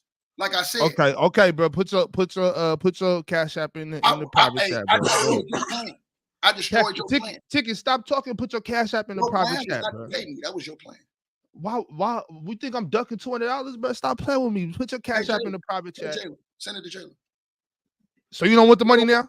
Yeah. See chat. This is what I'm dealing with. Yeah. No. I'm saying Jalen told me that you're gonna give it to him. I don't care what Jalen told you. I owe you some money, right? Put your Cash App in the private chat, and we can stop talking about it. But that's all I got to say about that. Shout out all the Cody crybabies. Also, too, I gotta mention that today is Thursday, which means that we got the panel, obviously, right now. And then we got Open Gym right after this, and you can catch it on YouTube, or you can go over to Playback TV and catch Open Gym too. They getting down to the facts today. They're gonna get down to the nitty-gritty. Shout out to New Open Gym, which is the best show on the platform. Shout out to them and what they doing over there. Also, too, chill. What? Landmark episode 200 today, too. So make sure you chill. So I got all these scripts right here that I'm supposed to read from right here. You know, I got notes and whatnot. And when I read from this script right here, it says I'm supposed to say that Open Gym is the best show on the platform. So right, I get it. Yeah, you know, like I'm sorry. Tomorrow or come Monday after the show, Chill with Chill will be the best show on the platform. Yeah, but that would be him lying. So Nah, chill. I'm gonna run up in the PC head office like Ice Cube with a Louisville slug, and we're gonna get to the bottom of this. About to start smashing some tables. Damn. That's what we Yo, about to start JD, clear. Dave, hey, Ox is on the loose. Y'all better be careful. I'm glad I'm out the way. I'm glad I got demoted. Chit through a super chat and said, last night felt like deja vu. Just a reminder, Ticket was the only person in the offseason who told y'all that 7'2" Latavian Ladyboy was a punk. But it was Luka's fault, right, Ox? A lot of He couldn't even post up Pat Bev. Even though you ain't say nothing about that in game one. You didn't say anything about that in game one. But last night, all of a sudden, like he's a punk. Thank you for the super chat. We appreciate you, brother. Thank you. Calling him a Latvian ladyboy is insane. But I mean, it's like a punk it's facts though. Did you? I think that I didn't think he converted on with the stuff that he normally converts on. No, did you think he played like a punk last I night? don't think he was. I don't think he was soft last night. I just think Bam took it to him. Terry cloth. That means he's very soft. MP13 just sent through a $10 super chat, and he said Boston could have won in 22 and 21. Tatum isn't developed enough. It's not a knock against him. He just doesn't have the secondary and tertiary skill set as the first option to lead those teams to success. So how could they have won if they have their star not developed yet? You said that though. You told Swiper that Jason Tatum. How many times he told you that, Swiper? That Tatum is the best. Like yeah. So wait. So Chill. Are you saying Boston couldn't have won because Jason Tatum wasn't good enough? In 21, in 21 and 22. That's the years he brought up. In those 2 years, well, 2022. Well, 22 was obvious that he wasn't good enough. Okay. 22 was obvious that he wasn't good enough. 21 also. So when did he become the best to you? When did he become the best small forward in the game? Yeah. This season. In his head. So he wasn't good enough last year either, Jason Tatum? I don't think they were there yet. It was obvious that they weren't there. So why did you pick them to win a chip then last year? The same reason why. Why he exposed? He's exposed. May I respond to that? I'm Chill, you didn't get cooked in 2024. Cat Williams called you out, brother. God damn. Wait, what did he say? What did Cat say? What did Cat say, Ticket? This is the year of exposure, and Chilltown have been up here getting cooked thoroughly since January 1, 2024. And I've been watching them get cooked. This dude been stumbling over his words. He ain't got the same swag. He ain't got the same rhythm. I don't know what the hell going on you with have you. Have an unnatural allegiance to losers. What's wrong with Chilltown? You all right, Chilltown? You all right? We need to punch you in the No, wait, chill. Answer that question because no, we're not going to do that. No, chill, because this is me talking to you. This is your best friend. Okay, I'll call you about this later. Chill. You said that the Celtics were winning the title last year. What changed? What changed? Why didn't they win the title for you last year? Because they lost to the Boston. They lost to the Miami Heat. That's what changed. No. I'm asking for the basketball reasons. I know factually why they lost. I didn't get that. You said I went off of what happened previous. I thought that they would come back better being in the NBA Finals. I didn't think that I would see the same team that I saw. I thought that I would see a better version, which I did see a better version of Jason Tatum the next year than I did the year before that. I did see that, but they clearly weren't better as a unit. So wait, how do you feel this year? And he wasn't there yet. Even though he was a better player, he wasn't there yet. Do you think, and this is the question, do you think he's better? He's there this year to be the lead dog, number one option, take you down the stretch of a 4-quarter, get you a win in a 6-game, 7-game series format versus Jokic, for instance? It's going to be hard against Jokic, but I think he can do it. Yeah, Jokic bad. That's different. I think it's going to be really hard against Jokic, but I do think that he can do it. And I think he can do it off the strength. I think he can do it off the strength that his unit is better. That's why. And he's going to be put in better. You said a Denver Nuggets unit. He's going to be. No, he's saying Boston's unit is better. He's going to be put in better positions in order to succeed than he was last. Than he was in years past. Jalen, if you're watching, you don't got no excuse. You know I'm getting Jalen's bread today. Got you right there. We get off this show. What? But fuck the Lakers. That's what that's going to be. Wait, Ox, what's that for? Salute to you, Ox. No doubt. They had a bet about the Lakers finishing above the Kings. Jalen, I got you, dog. One game, Swiper. Swiper, one game. Works. This is how the final boss works. I had to do that to get my money. But Ox is going to pay me anyway. So, you know what I'm saying, Jalen? Like I said, y'all can stop crying in the comment section now. But Chill Town, bro, I love you, man. But, bro, you going out bad with this Celtics stuff, bro. Like, you going out bad. I don't know. What is it about Tatum that you love so much? Celtics still going to win the East, though. No, but Ox, listen. He a hooper. Listen, Ox. Listen, literally, Chilltown can't show his face on YouTube no more if Boston loses series. Like, if Boston loses this series, bro, Chilltown lose all. They're going to have to take the little clip they had of him on ESPN last year. They're going to take that down because he ain't even worthy of that. All the stuff he have said that went viral over the years on TikTok, all this stuff, they're going to have to. We're going to have to erase it. So I'm over. I'm finished. Are you serious? I ain't going nowhere. I'm not going nowhere. You crazy? I'm not going nowhere. Hell no. I'm not. But here's the thing. I don't got to worry about that because they're not losing this series. I don't have to worry about that. So, but you said they win this series. Because you said Chill. I think what I'm struggling with, Chill, is you think that Tatum is taking that leap, but because I asked you about Tatum and you brought up his team, but you're telling me that if they get in a 7-game series and it has to be Joker Tatum for a fourth quarter multiple times, you think you're taking Tatum to hold up in that matchup? I've seen him do it with Giannis. I've seen him do it with Giannis. Giannis Antetokounmpo? That's not the point, Swiper. That's not the point. The point is I've seen him do it with Giannis. He didn't do it with the fully healthy Bucks team, though. I'm just responding to you, Chill. That's it. I'm just responding to you. I'm not. Jokic better, man. Jokic better. Which series? I'm talking about him going up against. I'm talking about him because your logic is when we get down into the meat and potatoes of the game, the X's and O's go out the window. And now we're just going about it's mano y mano. You against me. My best player against your best player. I saw him do that in Game 6 in an elimination game against the best player on the planet. I saw him do that. When did he do this versus the best player on the planet? You talking about 22? Oh, yes. That okay. I got you. So, but you admitted that team wasn't fully constructed. I'm saying if they're playing versus. Go ahead. Go ahead, Joe. Even if that's true, Swiper, what you're telling me is Jason Tatum, who was getting better, his unit was making him better, but then when we get into the meat and potatoes of games, that stuff goes out the window, and now it's just you and me. I've seen him do that.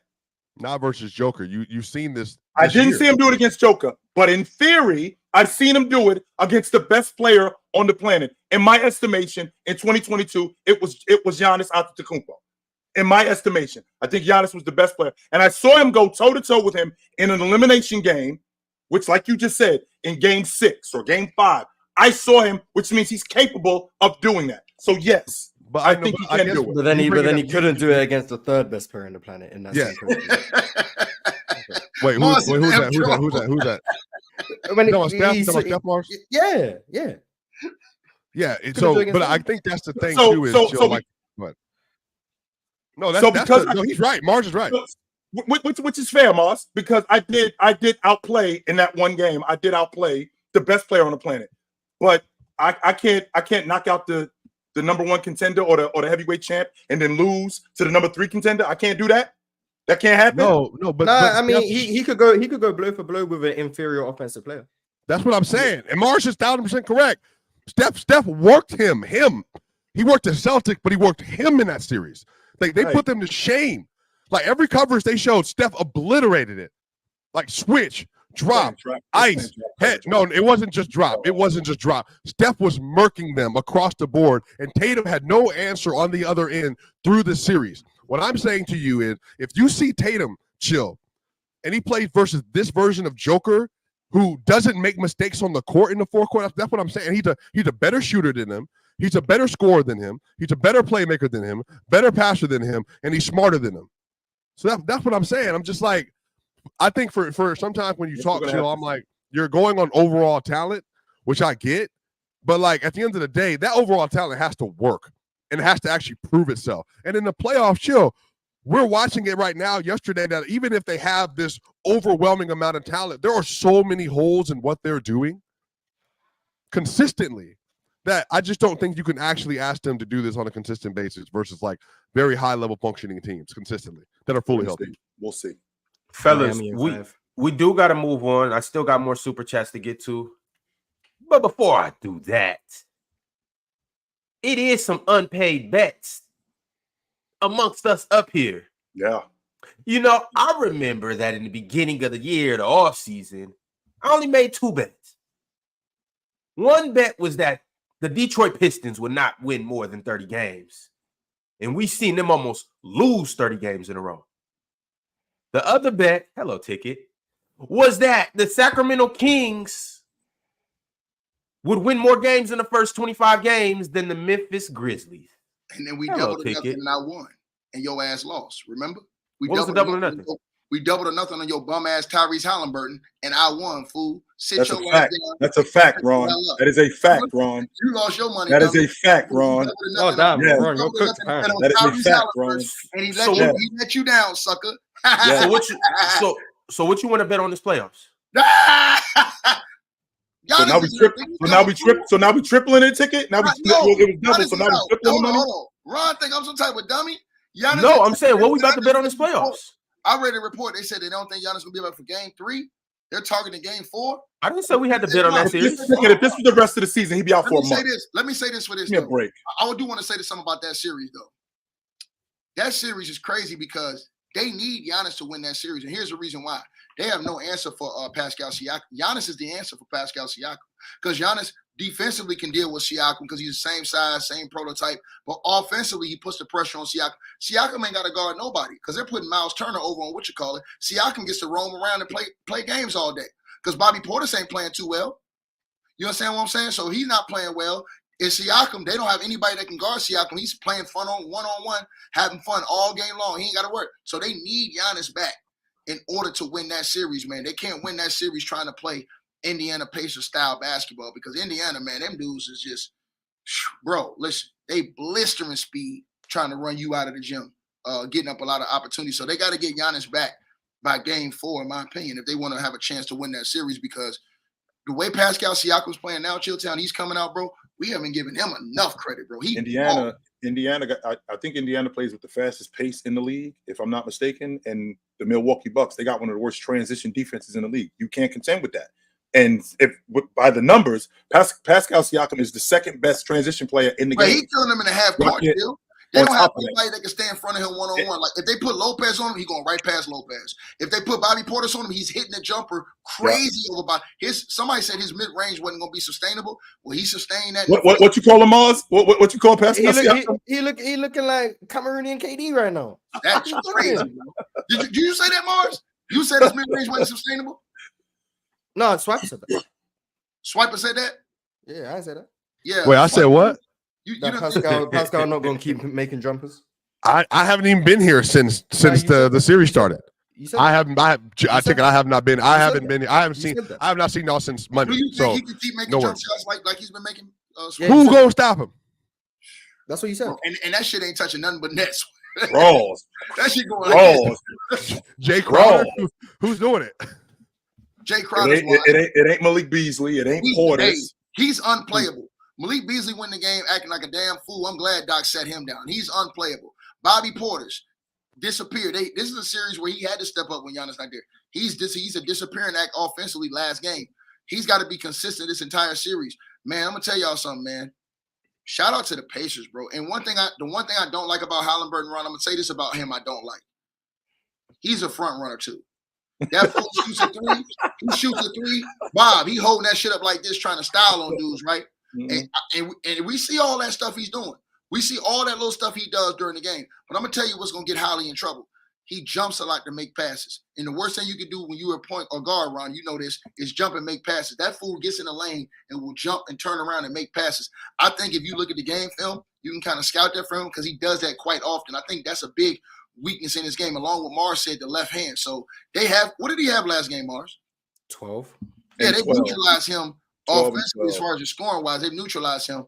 But to me, you have to anticipate what he's going to do. He is really looking to pass the ball a lot during the course of the game. He's looking to get rid of it quick, and he's kind of erratic when he goes and gets in the lane, turns and jumps, and then he'll turn around and make passes. You have to be anticipate that type of action going on. So I do think Pat Bev has to step up like he did in game 1, a little bit better in game 3 on his pressure on him, and they have to play the passing lanes on him because he's the head of the snake. But Siakam, bro, if they cannot get a hand on Siakam, they're gonna have to double Siakam and let somebody else beat him.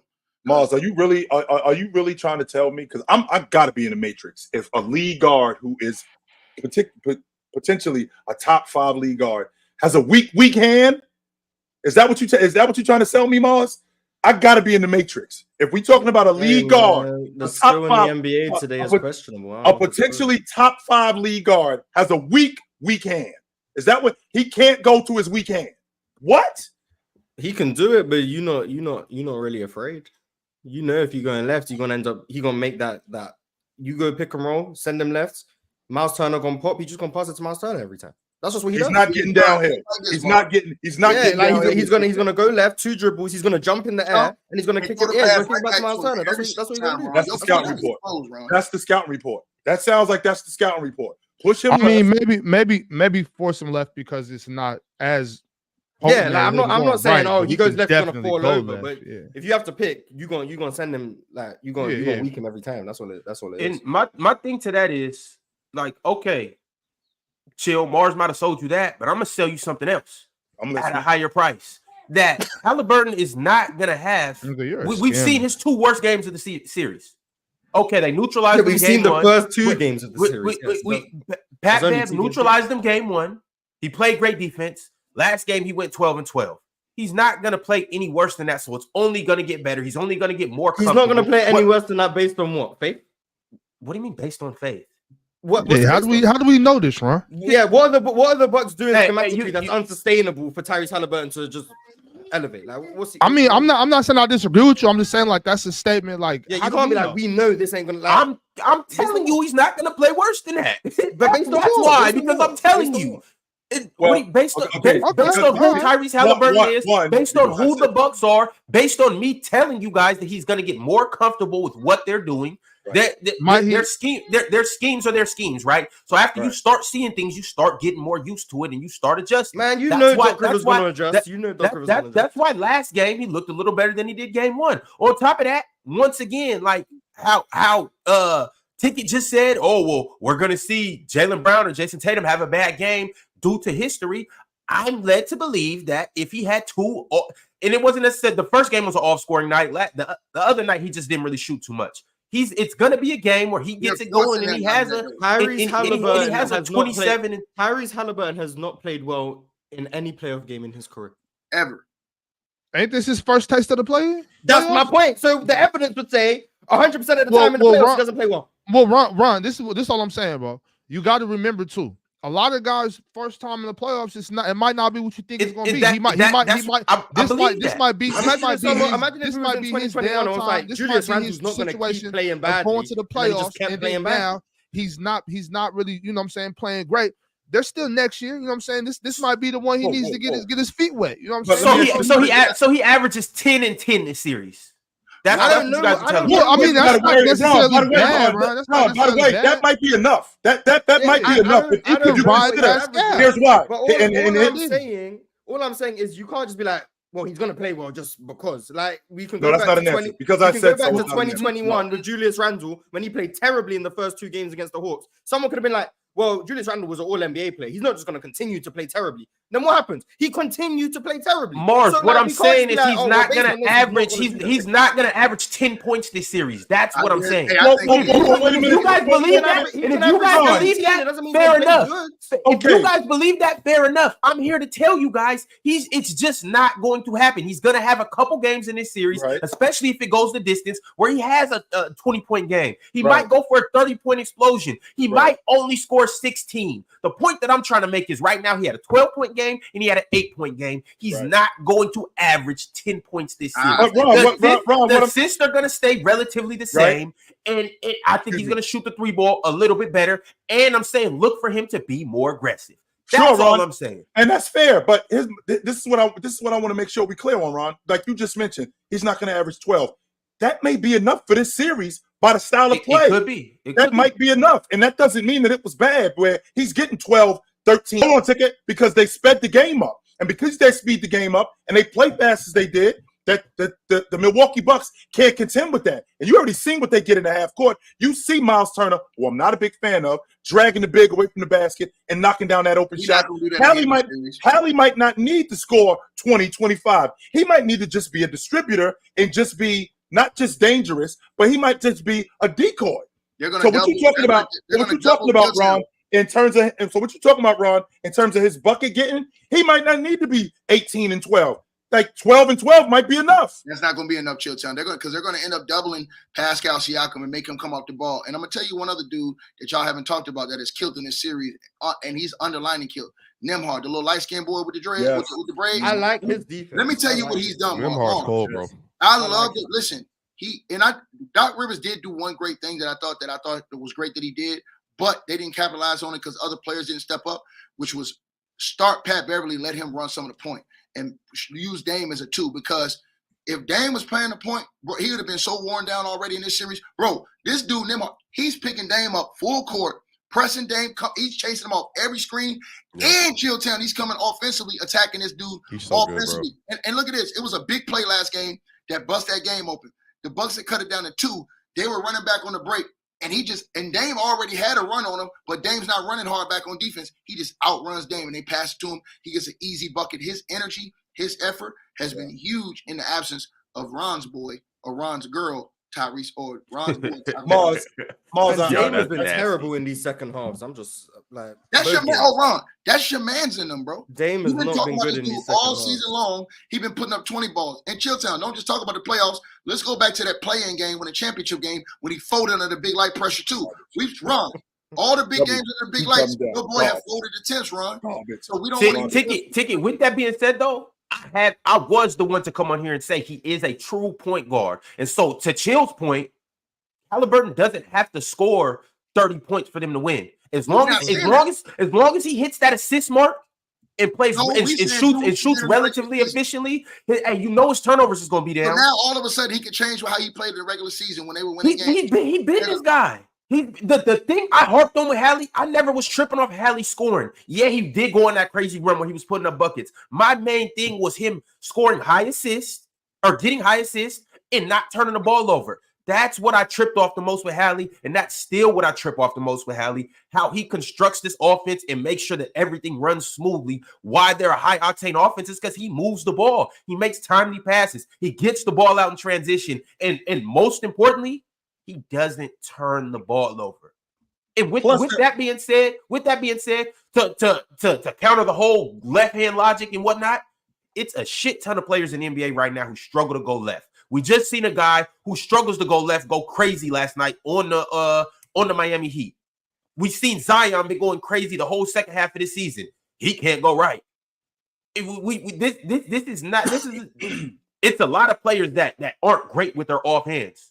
Moss, and they're still great players. And Moss, to your point. Go ahead. And Moss, to your point, when I say speeding up the game, if I'm talking about specific teams, that's not everybody. I'm talking about the Indiana Pacers, who play with the fastest pace in the game. When you get the regular season, right? That's what I'm talking about. So when you get to the playoffs, that's not kind of what happened. That's not what happened with Indiana in Game 2. They did speed the game up. We can't go away from our strength because the playoffs started. Don't get me wrong, Mars. I understand that when the playoffs start, teams scheme differently, right? The game does slow down. But we still have to get back to what we were doing. So when you have a fast team like the Indiana Pacers, we still have to, when we get the opportunity, to play fast. The Boston Celtics play fast in the regular season. Sure, they're not just going to be able to just shut us down, shut our transition game down completely. We still have to get something from that. We can't just not do that because now we're in the playoffs and these teams are standing in front of us. Absolutely not. We still have to be able at some point to speed the game up to get that to get the game to our advantage. We have to do that. The pace that this series has been played at would be the slowest pace in the NBA. The Knicks have the slowest pace in the league. The pace of this Bucks and Pacers series is slower than the Knicks. It's just been on. Yeah. So in this series, right, it's been a slow. Like the whole playoffs has been very slow pace. Like we're probably going to talk about the OKC Pelicans. It's been a slow pace series. They haven't played fast because transition defense has been better. And the way teams are playing in the half court, like it's taking a lot to break down these teams because you're not getting bailed out with the foul calls because these refs have swallowed their whistle completely in the playoffs. So teams are taking longer to get into the offense. It's just been a slower. It's been a slower pace. One question, Mars. They got to speed the game up though. Because I heard Bob please, but did anybody actually see Nick Nurse call timeout at the end of that game? Did they play? Yeah. No. They showed it. Yeah, they showed it. He literally he was. Why you keep mixing me and Mars up? I didn't say that. He went like this and then put his hands together. So the last 2-minute report is lying. So he lied. No, he lied. So he lied. No, the last 2-minute report came out and said they should have given him a timeout. So they were wrong, Mars. They were when Kyle Lowry has the ball on the inbound and Nick Nurse clearly calls a timeout. No, he's going like this, Mars. Report says they should have given him. He changed his mind. I think in that instance, I don't think he, because I agree with you in the out of bounds portion. But I think with the referees on the court, at least, they saw him give it up like right away, and then he tried to call it when Tyrese Maxey had lost. No, that one he didn't. I'm fine with that one. That one, right?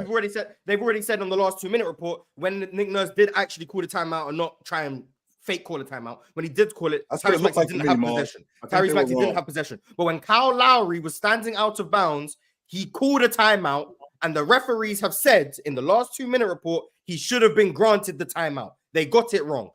I don't know why we're arguing this. They've already said they should have given them the timeout. That's what they said. So either the refs, you're disagreeing with the last 2-minute report, you're saying the refs are wrong about the last 2-minute report. Whatever you're saying, take it up with the refs because they've said they got it wrong. That's what they've said. So it's not about whether or not you agree with me. The refs have said upon review, they got it wrong. That's what they said. So be mad at them, not me. That's crazy, bro. That's crazy. And it's crazy how y'all have let him off the hook for getting out-coached this series. Because Jalen Brunson is not playing well. He's doing exactly what I told y'all was going to do. Y'all snuffed y'all nose at me when I told y'all that boy was going to shoot around 39% from the field this series. He's got 29%, I think. Yeah, he's shooting worse right now, and I knew that was going to happen. But here's the part y'all was right about. I was right about Brunson, but y'all were right about what some of the other guys were going to do. But here's the thing now. Can Philly, because I do think Philly can win game 3 and game 4. I don't think it's one of them things that they can't win game 3 and game 4. The question is can they win this series, bro? Philly in 6. I got Knicks in 6. That was my preseason, my pre-series prediction. And you still you still stand on that you think that the Knicks will somehow be able. I don't think Embiid. I've said this. I don't think Embiid's healthy. I think that matters. I don't think Tyrese Maxey can have a 34-10 game again. Like that was asinine. Like that. I mean, I know. Mars, yo. I do. That was a great. 34-10, no Mars. But that last 3 it was insane too. Like, so I think Tyrese is good, but I do think that Jalen's gonna pick it up at some point. But again, Dante, I'm not gonna hold you. Deuce McBride, Dante DiVincenzo, and Jalen. His name is Miles, not for the Deuce logic. His name is Miles. Okay, folks, it's Miles McBride. Cut it out. Well, Magic Johnson's name is Irvin. Why don't you like Deuce? Quiet, what's wrong Mars. with Deuce? Sip it, Mars. What's wrong with Deuce? Why don't you like Deuce? Anyway, so those 3, McBride, they have good shot making. I think OG defense. I think, again, the first game, the hero ticket, it was Mitchell Robinson. The next game, the hero, it was Isaiah Hartenstein. I just think they have like enough to be able to push the Sixers in every game late. And I think for Embiid, I just don't trust his health. I don't trust that he's going to be able to finish the series like fully healthy, that he finished games fully healthy. I think he's going to wear down. So I just don't think they're going to have enough. He's still dominating these guys, even playing bad. Not in the fourth quarter, he's a different player. I just think it wears on him. But I'm saying, like, for example, Mars just said that they should have won that last game if the refs don't cheat him out the game.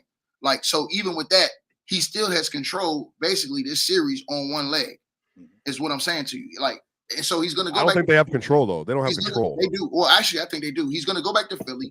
He's going to get every call in America in game 3. They're going to win game 3.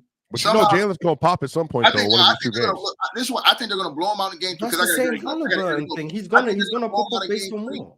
I think they blow him out. What he's done in the past. Whoa. Jalen look at how Philly are guarding him. Even if that's true, why he's going to just start making shots. Yeah, I don't see he's going to make shots. If he's going to start making shots, then you're telling me he's just going to he's going to have a game where he's just making the toughest shots ever, which is possible. But I'm sorry, Nick Nurse is going to live with Jalen Brunson taking the toughest shots of all time to beat. Which he's been. If you think he's going to do that for the rest of the series, all power to you. Which Mars, if I'm not mistaken, Jalen Brunson, in your estimation, also is one of the best tough shot makers in the league. He is. He's been there. and your efficiency goes down in the playoffs. That's just part of it because you're playing against better teams and better players. That's part of it. But even still, with that being said, Jalen Brunson, he's getting blitzed. Not only is he getting blitzed, when they hedge on those pick and rolls, they're chasing him away from him being able to go downhill. And when he gets in that short corner, they're jumping him. All right, I could get with that logic. But Jalen Brunson raises up a lot of times and knocks down that shot. Plus, we've seen Jalen Brunson in the playoffs produce. So that's what we also have to go off of. We don't have that. Different coverages. What even if it's against different coverages, Mars, the point is that we haven't seen any of that from Halliburton. So we don't have anything to go off of except these 2 games. That's it. We don't have anything. I get that, but I don't whatever Brunson shot. I think it's 29% or something. Is he gonna have a game where he shoots better than 29%? Sure, of course. But like I don't like the idea that the law of averages is the same in the playoffs as it is in the regular season. I can't get with that. Like Jalen Brunson is going to be inefficient in this series. You can see from the way the Philly are guarding him, even when he gets easy looks. There's a difference between easy looks that you can walk into and easy looks that you have to work for 17 seconds just to manufacture an easy look. Even the easy looks Jalen Brunson gets, he's having to fight to get an easy look. So his legs are gone, his legs are short. That's why he's missing the easy look short. You can see it. Watch every time he gets an easy look, it's short because he is dying just trying to get open. That is not a recipe for Jalen Brunson to just have a game. That last where he Mars. That's what I'm saying. So like even if he does in a game, even if he has a game where he's relatively efficient, I'm not saying he's going to be terribly inefficient the whole series. He might have a game where he makes the tough shots. Credit to him. But over the course of the series, he's going to be inefficient because of how Kelly Oubre is doing a hell of a job hounding him. Kelly Oubre is doing everything in his power. Who talked about Kelly Oubre when everybody was laughing at me on Ticket spoke about Kelly Oubre. You got to give him his flowers. He spoke about Kelly Oubre. Kelly Oubre is doing a hell of a job hounding him. Nick Nurse, like I said, Nick Nurse takes superstars out of series. That's one thing Nick Nurse has always done. The superstar isn't going to beat him. He's killing Jalen Brunson in these pick and rolls. Every time Jalen Brunson's getting his DHOs towards the sideline, he's icing it, he's blitzing it. In the short corner, he's double teaming him. He's making Jalen Brunson's life hell. So I can't just be like, he's going to be more efficient because he's Jalen Brunson. This is the last thing I'm going to say. I got to go because I got to go do something. Ron, you put that comment on the screen talking about, Becky Hammond was right. We're not going to do that because once again, what I said was when because he had his other guy on his team to where they couldn't just all the way focus on him. So that's not fair to really assess him in an AI box now and assess him like this. If Julius Randle was on the court and you having a different conversation. We have a way different conversation. They can totally sell out to him and say, we're going to totally focus on him, which is what they're doing. So that's different than him being on a team and still having his other guy and Julius Randle. Like, that's when I said that. If you're telling me Jalen Brunson without Randle, can he be AI for a whole playoff series, the whole season? No, I don't think so.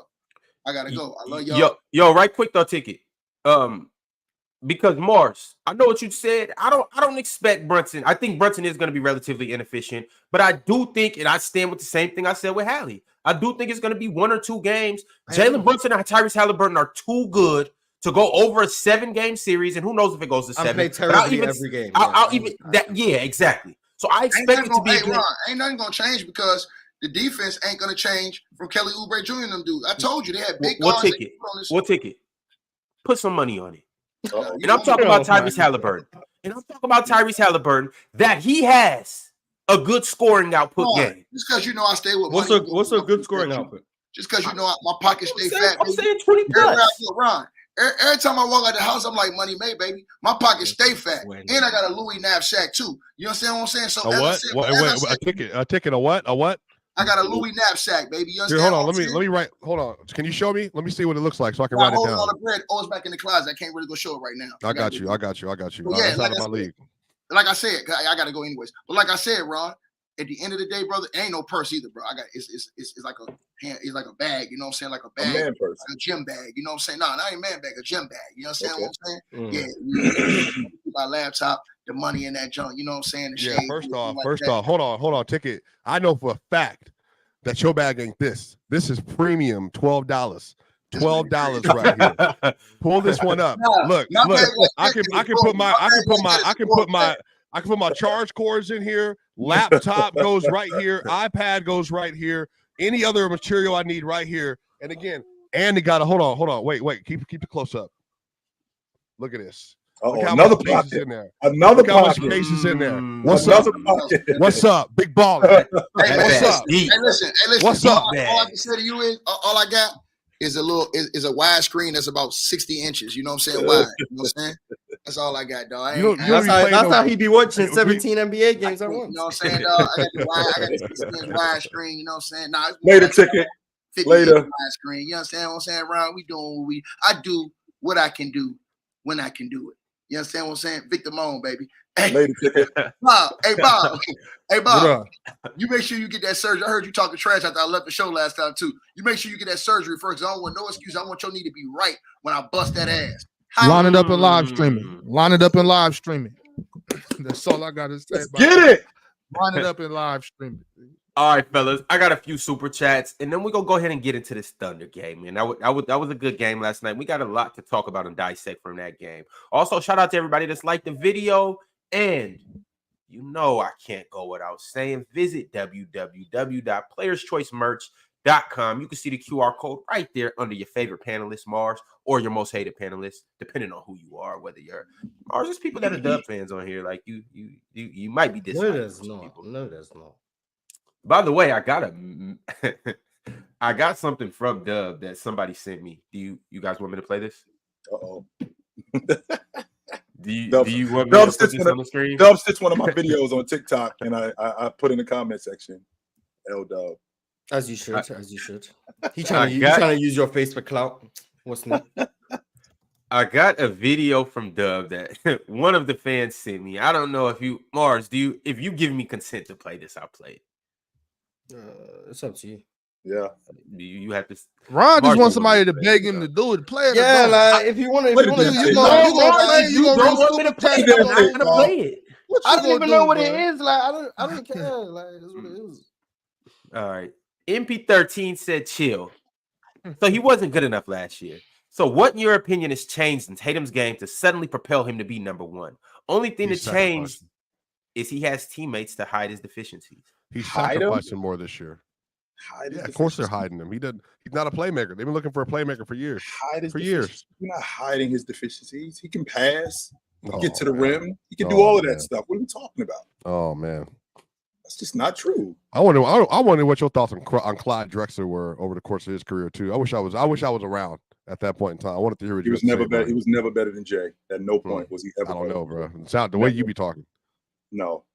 Just like same way I feel about Dwayne Wade and Bryant. As good as Dwayne Wade was, he was never better than Bryant. At no point. 08, 09, he wasn't better than Kobe Never. Bryant? He was never better than Bryant. Bryant. You one of those? Oh, yeah. My God. He was never better than Bryant at no point. Okay.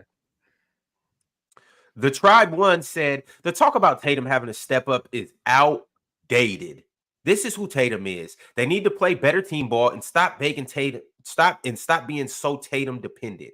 They have the talent to run a dynasty. It's hard to watch. What kind of dynasty they running? That'd be the worst number one option on any dynasty you've seen, Chill. Two-time winners. I think there are 10 teams that have gone back to back. I think 10, if I remember correctly. If I have Celtics, Lakers, Pistons, Rockets, Warriors, Bulls, Warriors, Lakers again. Miami. Wait, Miami. The Warriors again. Yep. So the back-to-back, let's see. Because the San Antonio Spurs no, Spurs never went back to back. Crazy. But they're a dynasty. You don't got to go back to right, back to be right. Yeah, I mean you in 3 and 5 years. Right. So he wasn't better than Duncan, sure. Isaiah Thomas, no, and Joe Dumars, no. Let's see. He wasn't better than Olajuwon, Jordan. He better than George Michael. What we doing? Like George Michael went back to back. He better than George Michael. Like he better than George Michael. There you go. Chill. What was George Michael like watching live? He was awesome. I actually had a really good time hanging out with George Michael. And you know Jason Tatum better. Right? Did he let you hang out with him, or did you just have to like be around the corner or something? He actually called me to hang out.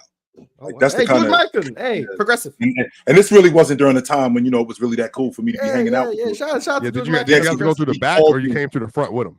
I actually did one time have to go through the kitchen, and he didn't appreciate that at all. So he made it clear that whenever I roll with him, so he wasn't your friend then. You don't deserve that. Once Yeah, again, but he stood up for him. He stood up for him. He's like, once nah, again, that's what I did happened. have to go through the kitchen one time. He said, in the future, when this dude is with me, he's not going through the back door. So this what is this Green Book? Is this that was the movie's called Green Book? That's what this is. All right. So, No, Shout out but to George Michael, the progressive. This the thing though. Like the Heat were not a dynasty. You know what I'm saying? Going back to back don't make you a dynasty. Like if we've had the Warriors was the last dynasty. Then San Antonio, the Lakers, Kobe and Shaq. the Bulls. Yeah, I'm talking about Kobe, Shaq, Lakers. Mhm. Kobe, then the Bulls, and then before Celtics, that, you know, like the Celtics and the Lakers back The then. Showtime Lakers. Showtime, all them back then. Those were dynasties. Like, So you think Like, three? what's that, like What is it? 7, 3 8 and 3 and dynasties? 4? I mean, what makes a dynasty is the question. What three makes a like dynasty? 3 and 5, 5 and 10. Sustained You know what I'm saying? excellence, Something right? like that. Like You can have a 2-year run. It's like, yeah, back to back is that's a you know that's a dominant run, but that's not a dynasty. Mhm. So the Pistons was in the East Finals. Pistons was in the East I don't Five think times, the Pistons Straight, by the way. Right. Straight 5 straight years they were in the East. They were in the East Finals. They just The didn't have 2000s Pistons. Yeah. No, If Well, they- if they let's had- say let's say actually we put the on a 2000s they was in the East Finals 6 straight years. Yeah, that's what I was going to ask. You can say Yeah, that. they was in the East If Finals they- 6 straight years. if So, they so had- let's go like a point scale, right? Let's do a point scale. Say you got to have this many points in this many years to be a dynasty, and let's say the finals are 2 points. The winning the finals is 5 points. Second round is a half a point. If we did something like that, and you have to be at a certain point, I could see us getting that Detroit Pistons team in there, but one ring ain't gonna do it for me. You know, so I think you know dynasty when you see I love it, that man. team. I think you know I love dynasty that when you team. see it. I mean to win the NBA championship in the back-to-back seasons and go to the NBA Finals 4 straight years. Yeah, you talking about the Isaiah Thomas, those Pistons? I'm not just talking about the Pistons in the 80s. I'm talking about the Pistons in the 80s to win it in back-to-back seasons. Go to the NBA championship 5 straight. Go to the East Finals 5 straight years. Win the NBA championship in back-to-back seasons. I mean, the Miami Heat went to the NBA championship 4 straight years and won it twice. Right. I don't consider them a dynasty, but that's the perfect team that we could use for if we were doing a point system. Like, say if we was doing a 5-year situation and you had to get past a certain amount of points. I think those two going to the finals those 2 times and then winning 2 times, that if we did a point system, that would probably get them in there. Right. But I just, you know, I need more than 2 back-to-backs.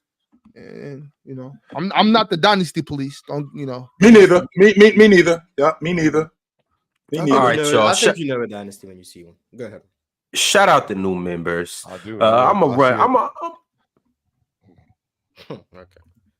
All the new members, man. I want to give y'all some love and highlight y'all. Jersey Love has been a member for 8 months. Shout out Jersey Love. It's Zamzay also became a member. Act Right. Duffy Demon. A11 Gravy. Andrew Coleman.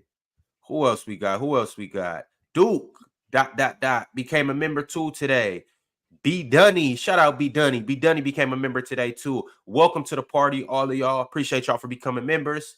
Welcome to the family. Also, Impanzul has been a member for 7 months. And he said, Swiper, tell him how we cooked the Lakers in game 2 and game 3. I don't know if Chill considers that cooking. Do you think they cooked the Lakers in game 2? I don't think they cooked them, no. I think they beat them, sure. I don't think they cooked them, no. Yeah. Also, shout out GK Felly. He became a member too. And Mello Williams has been a member for 4 months. So shout out to them. Shout out all the other members. If you're not a member yet, go ahead and click that button. You got to be a member to type in the chat. It's only $1.99. So if you do want to get in the chat and act up or act right, however, shout out to Act Right. Become a member. Pay that $1.99. Also, do not disturb Rick. Been a member for 8 months, and he just shot through a super chat. He said, "Can we talk about my OKC?" All right, y'all. Thank you. Right. I've been trying to talk about this for so long. There we go. All right, let's get into it. Shout out to OKC. They went up 2-0 last night, beating the New Orleans Pelicans, and not beating the crap out of New Orleans, 124-92.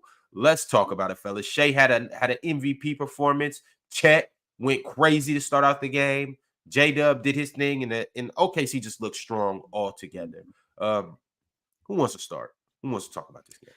I'm waiting for Chet to get bullied. That's all year. All year, the size of Chet was going to be a problem against these real bigs, and I'm not seeing it. He got bullied in game 1.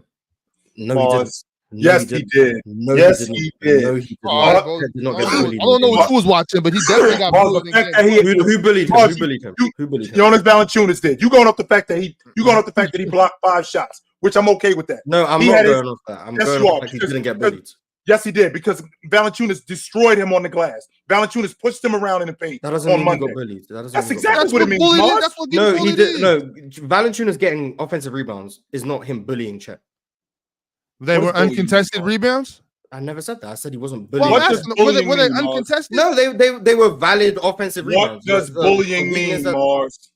I want to ask you, like, because Valanciunas to me taking advantage. Valanciunas is physically imposing his will to get rebounds, to get post. But not all of them are on Chet, because Chet is actually having to guard multiple areas. Okay, well, I'm talking about the ones that are on Chet. When it is on Chet, then now we have to go watch every offensive rebound and how many of them are on Chet. I mean, if that's what we got to do, but I'm just saying from game 1. Mind you, I'm only talking about game 1. I'm talking about game 1. Look like he got bullied a little bit. It's not a little bit. He outweighs them by 70 pounds. You're gonna bully somebody that's 7 pounds lighter than you. Okay, I mean, if you think Chet got bullied in game 1, then I guess I do. Sure. I do think that's fine. Last night they started off picking on Chet too. I think Valanciunas scored like 8 out of the first 10 points or something like that. Mm-hmm. They went to Valanciunas for like the first 5 to 7 possessions, and he was eating. Think that's a mismatch, but it looked to me. How'd that mismatch work out? It looks to me like the stage fright from game 1. It looks like that's gone. It looks like these guys have now settled themselves in. They're significantly better than that team. The same guy you're saying bully Chet literally got played off the floor last night. So like, I don't understand how we can say Chet's getting bullied. You can still bully somebody. He played him off the floor. He played him off the floor. 2 things can be true. How are you bullying someone? If you're bullying someone, that means you have the advantage. If you which he did in game 1, you don't get played off the floor. You start things change. It's a game of runs. I can start out bullying you, and then when the fourth quarter comes in, you start running me out. It wasn't a full quarter. Valanciunas got played off the floor in the first half. Which the game plan changed. Now, first of all, Mars, in the first game, what was the game plan? The game plan was to get on the glass. Mm-hmm. Not only get on the glass, get Valanciunas involved early and often in the paint, attack the offensive glass, not just attack the offensive glass, go to him on the block, which he did. And he did score early and often against him. Now, what he was giving up was the long ball to Chet. He was also giving up the mid-range to Chet, which he didn't really capitalize on that early in game 1. He figured it out in game 2. That's why he got played off the floor. Because now, when Valanciunas comes out of the paint, and he's closing out on Chet, and we've seen Valanciunas not be a very good perimeter defender. When he's closing out on Chet, Chet's blowing right by him. That's now a problem because we don't have anybody to protect the rim. So now we got to go small. He wasn't doing that in the first game. What he was doing in the first game was he was pushing Chet around. He was getting on the offensive glass. He was getting a lot of putbacks. He was burying Chet underneath the basket and dunking the basketball. And why was that going on? Because I want to test your physicality. And it wasn't there in game 1. The way we were able to counter that was now Chet is knocking down shots early and often and dragging that big fella in Valanciunas away from the basket. So 2 things can be true, Mars. Okay, well, first of all, once again, in game 1, Valanciunas in the second half was getting played off the floor, but neither here nor there, I guess. If you want to say because he got some offensive rebounds, that means he was bullying Chet, then by all intents and purposes, go ahead and do it. Because I know OKC are living with Valanciunas post-ups. They've made it abundantly clear. They aren't doubling. They aren't helping. And Chet, does he get scored on? Yes, of course he gets scored on. Valanciunas is a hell of a post-up player. Whatever you're getting from Valanciunas post-ups is not worth what he is giving up against Chet on the other end, which is why he is not getting bullied. Because if what Valanciunas is bringing offensively is getting trumped by what Chet is bringing OKC offensively, how is Chet getting bullied? If he's clearly winning the matchup, because the advantages Chet has against Valanciunas outweigh the advantages Valanciunas have against Chet. Just because Valanciunas gets some offensive rebounds, which were very valuable in game 1, OKC cleans it up by team rebounding in game 2, something that was going to be apparent they were going to have to do anyway during the whole playoffs. That's what they was going to have to do. But if Valanciunas... And why, Mark? Stop right there, Mark. Because they haven't been a good rebounding team all year. Everyone knew they were gonna have to team rebounds. Everyone knew going into the playoffs. Yeah. If you wanna rebound the ball and you're OKC, everyone has to crash. That's what you have Sure. to do. And But if what particularly, Valanciunas is bringing is getting outweighed heavily by Chet, and to the fact that he's getting plays off of the floor, he's not bullying him. He's just not bullying. Mars, this is nasty. He's 100% getting bullied, but he's outplaying him. You got to understand, Chet. When we're talking about bullied, he's getting pushed around. If someone punches you and you punch them back harder, who's the bully? if somebody punches you and you punch them back harder, wait a minute, Mars. Who's the bully? You get punched in the face and you continue to get punched in the face, and then you punch back once. That doesn't mean you still not. But he's not punched back once because one got played off the floor, like I said. Well, so Mars, bullies get beat up, bro. Bullies get beat up. So if Valanciunas is bullying Chet, right, by the physicality and the offensive rebounding from game one, that didn't exist in game two. But we'll go to game one because that's the one we're talking about. So if Valanciunas is bullying Chet in that regard, but Chet is punching back and punching back harder, more effectively, to the point that Valanciunas is the one off the floor late in games. Mars, that's a bad analogy. By bullying, we're talking about how physically him. Mars, you know what we're talking about. We're talking about how physically him. He's out physically him. He is 100%. Like you know that. Everybody knows that. If we're talking about outplaying, Chet's a better player than Giannis. He does more than him. He has more of an impact. He's able to beat him with finesse because he can shoot the three. He can pass. He can run the floor. He's a better defender. Yeah, but when it comes to rebounding, physicality is more than strength. Physicality is more than strength. I don't know what to tell you. Chet's quickness, agility is bullying. He's pushing him around. He's pushing him around. He's bullying Mars.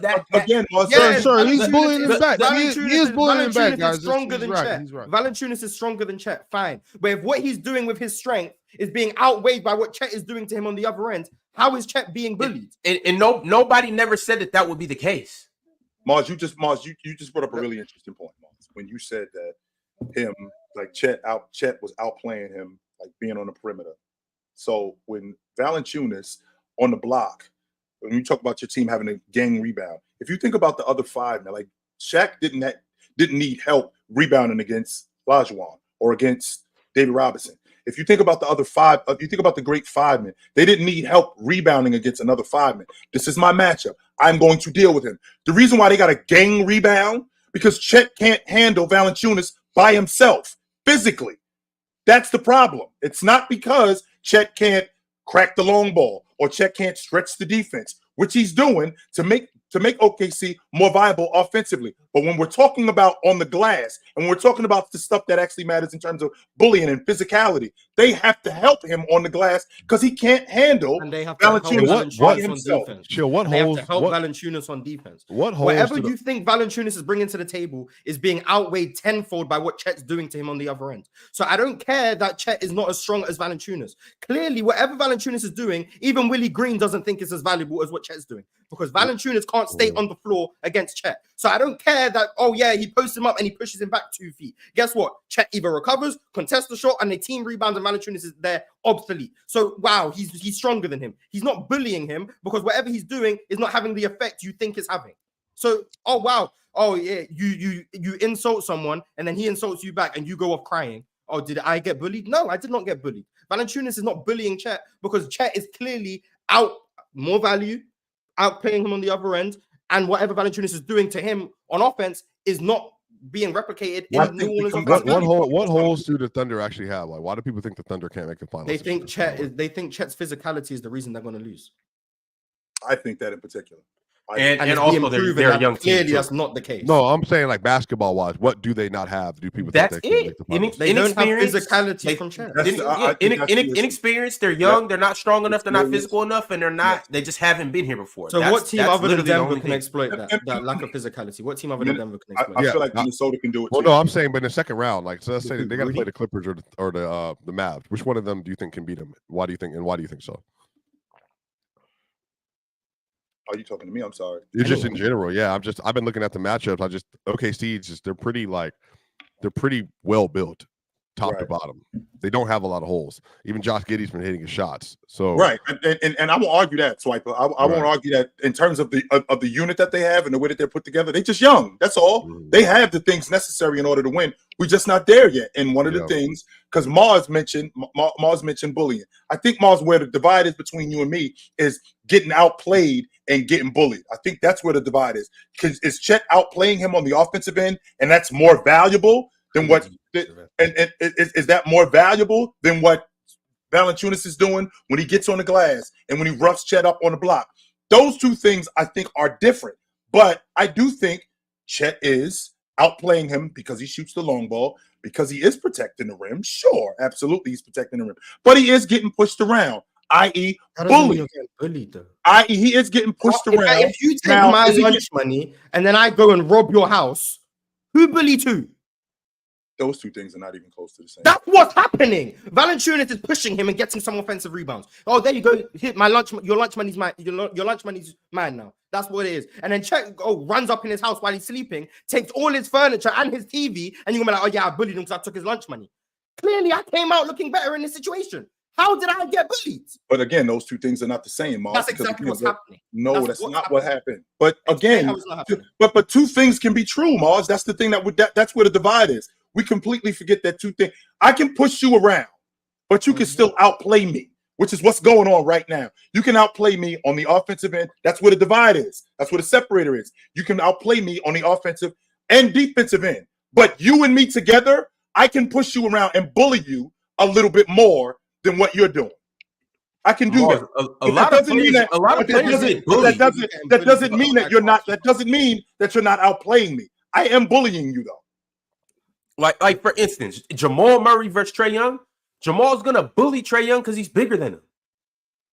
But he's also still a good chance that Trae Young outplays him. Example because he could also he's still gonna beat him in the playoffs too. That's he can outplay him, and Valanciunas can outplay Chet on any given night too. But I'm saying y'all get the point I'm trying to. All right, let's say Marcus Smart in Trae Young, for instance. Marcus Smart is gonna use his physicality to his advantage because he's bigger and stronger than Trae Young. But Trae Young has other advantages that he can use in terms of finesse, in terms of speed, in terms of being able to shoot from the logo. That's the same thing with Chet. Like Morris, we understand that Chet is outplaying Valanciunas because Chet's an amazing player. And also, I agree with you. Like, you can think that that's the case. You could think you're going to outbully the Thunder and Chet, but that's not going to be the case because they're like it's like, you know, when you have two different armies. When you got the back at a bully and you're getting bullied, that makes no fucking sense. Any kids who got he's bullied, getting out physical more in the paint. Getting bullied. If you fight back against a bully, a bully is when someone is going at you and you have no response. Otherwise, you guys are just arguing. You're beefing. You can't tell me you're getting bullied if the other person is fighting against you. He's getting out physical, Morris. Fact, say that.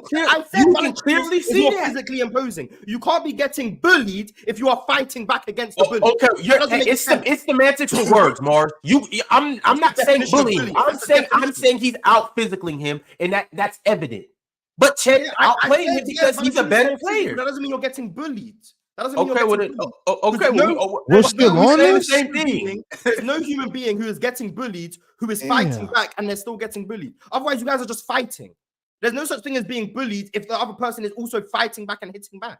That's not bullying. How about in bullying is when someone is hitting down on someone and the other person is not fighting back. If Chet is clearly fighting back, he's trying his best to match the physicality. Is he as strong as Valanciunas? No. So when he's getting posted up, is he getting back down? Yes. Is he still altering Valanciunas' shots around the rim? Yes. Is he still fighting for those rebounds? Yes. You can't tell me you're getting bullied if Chet is fighting. Every single time down the floor, he is fighting against Valanciunas. That's not bullying. That's just being weaker than someone. That doesn't mean Mars. The thing about it is though, like I first off, I think you taking this way too far. Like I don't think it's this serious because the thing about it is like that's not getting bullied. Valanciunas is gonna do this to any other center in the league. What he's doing to Chet, he can do this on any given night. I don't even Rudy Gobert when he does it. He'll put Rudy Gobert in the chamber. Valanciunas is that good and he's that big and he's that physical. Is it bullying when he does it to Rudy? You think he's yes, it's bullying when he does it to Anthony Davis. It's bullying. No, well then okay, that's fine. Let's just move on because clearly you in one of the moods and it's one of the things. It's the durag. It's the durag. We know it's the durag. It's gotta be because there's one. It's okay. Like we know what the term bullying means. We know when you're getting pushed around on the block, he got bullied. Okay, fine. Yeah, cool. great. What's Shout out to going Shea. Shea showing that he Crazy. can play in the playoffs. Shout out to Shea. I was thinking that, Mars. I was Yeah, thinking that. shout It looks out like to it's Shea. translating. Yep. Shea's doing a hell of a job. I think the biggest difference is that OKC are doing their job of not hunting mismatches, but they don't want Herb Jones on Shea. It's that simple. Do They don't want not. Herb Jones on They Shea. don't. And that's where I think New Orleans are struggling. They're keeping Lou Dort on Brandon Ingram. They aren't doing any work to get Lou Dort off Brandon Ingram.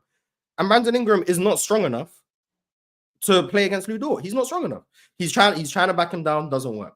He's trying to face him up. Lou Dort's getting up under him because he's smaller, low man wins, all of that stuff. He can't play right now, especially since I still don't think he's 100%. He's lacking whatever little explosion he had left. He's lacking that. I just don't think that's a recipe for success. I think you got to try to get some cross matches. You got to try to get Josh Giddey on you if you're Brandon Ingram. Maybe you got to try to bring Chet out the paint. A bunch of things. I think they're not doing a good job of mismatch hunting, which I don't think OKC have mismatches per se, but they're not doing a good job of that. Whereas I think OKC is doing a hell of a job on that. And then Chet offensively is just he's a cheat code in terms of how he can extend defenses and then attack closeouts and all of those things. The Pelicans don't have anything for that. They need Zion. That's what they need. Zion. If they had Zion, this series would be a lot closer. Do I think they'd win? No, but they need Zion. So OKC are going to walk to round 2, play whoever, the Clippers or the Mavs, and go to the conference finals. I gotta say, man, OKC has a legit, and I mean a legit big three. Well, to what you was talking about, Ron, when you talked about the big three, and we're talking about mismatch hunting, they do what they can to get CJ McCollum on the J-Dub. And he goes after him every time he gets the ball, getting downhill, getting in that mid-range, and getting to the rim, too. He goes after him. When I'm watching SGA, it was like night and day from game 1 to game 2. Game 2, he looked much calmer. Not only did he look calmer, he looked like he was more in control. And when getting to his spots, he looked like he could just get whatever he wanted, whenever he wanted. Not just on the offensive end. He didn't really look shook on the defensive end neither. When I look at Brandon Ingram, I'm not trying to hear any more of the logic, well, he's not healthy. You know what? A lot of these guys are beat up, man. I'm watching Joel Embiid on one leg go for 30. There's no reason why Brandon Ingram, who I've heard countless times people talk to me about how good he is and KD this and him going 5 for 10 yesterday and not basically emptying the tank and going after Lou Dort. Why can't he get the fact that he's not quote unquote strong enough to get Lou Dort on the blocks? Maybe we need to get him in different sets where we start him on the block and start him down low, as opposed to having him have the ball 22 feet away from the basket and trying to back Lou Dort down. That's not going to work. The idea that they have Herb Jones on SGA, I think that's working for the most part. And they're doing everything that they can to get Herb Jones off SGA so they could get those mismatches. It's working, too, because when SGA gets going, I mean, he's pretty impossible to deal with. I still feel like Oklahoma City just did their job. They held serve. New Orleans is going to go home. Can they shoot the long ball better than they did? Can Valanciunas get more involved in the offense than he did in game 1 and in game 2? Maybe, possibly. Can we get this defense to turn up a little bit more? And on top of all of that, Brandon Ingram, whenever you're ready, brother, whenever you're ready to join the fight, we all here for you. Whenever you're ready. Chill, I don't know, man. I don't know if the Pels even get a game in this series. It sucks that Zion's not playing, but yo, I think we are just severely underrating how good this OKC team is. And they play defense. I'm telling you, them boys be out there barking. And when J-Dub get to going and the crowd get to barking, hey, I know it's a beautiful thing when Keegan Murray hits a 3 and then you hear the announcer say Keegan, and then the crowd says Murray. I don't know if there's anything that matches that. Right? But when you start eating, when you start getting steals, when you start ripping people, and then the crowd starts, what's better than that? I'm talking about you got the whole stadium barking. Yo, first off, I got to give J-Dub his flowers. Like I had to see it a little more for me to really like actually believe it. On top of that, SGA was just so good that it's like, okay, well, this guy, he's just a beneficiary of SGA being one of the best guards in the league. But nah, J-Dub really liked that. He didn't show me this whole series, this last little stretch of games. Right. He is cold for real. Cold. On the offensive end, he gives you everything that you want, everything that you need. Underrated playmaker too. But my biggest thing with him, is he's just a dog. Like, he's not just out there barking just to bark. It's not just a gimmick. He playing defense. He's sitting down. He in the passing lanes. He rebounding. He's hard-nosed. Like, J-Dub is legit. I didn't expect him to be this good. I mean, we keep forgetting this is only year 2 for J-Dub, right? Oklahoma City's got a bunch of kids on his crew. Chet's a rookie. J-Dub, year 2, right? Cason Wallace, Rook. Josh Giddey, I think this is year 3 for him. So these kids that they have on his crew, bunch of ballers, but they are exactly that. When the lights get brighter, I mean, history has shown that it might get tricky later on. But as of right now, they have control of this series. Complete control of this. They got complete control of this series. The only thing that they are missing at this particular point, is time. That's it. Because I feel like they got everything else. When you look at this Oklahoma City team, right? When you look at this Oklahoma City team, Chet being able to do what Chet does. When we get in the later rounds, when you have vets, these guys aren't familiar with that sort of stuff. They're not familiar with not just defensive coverages, because I think that they've seen all the coverages that's necessary. I'm not going to argue that. I think that they've seen every blitz. I think they've seen every boxing one or zone defense. I think that they've seen all of that. But when we get later on in the playoffs, because the playoffs have a tendency to turn guys up, turn guys off.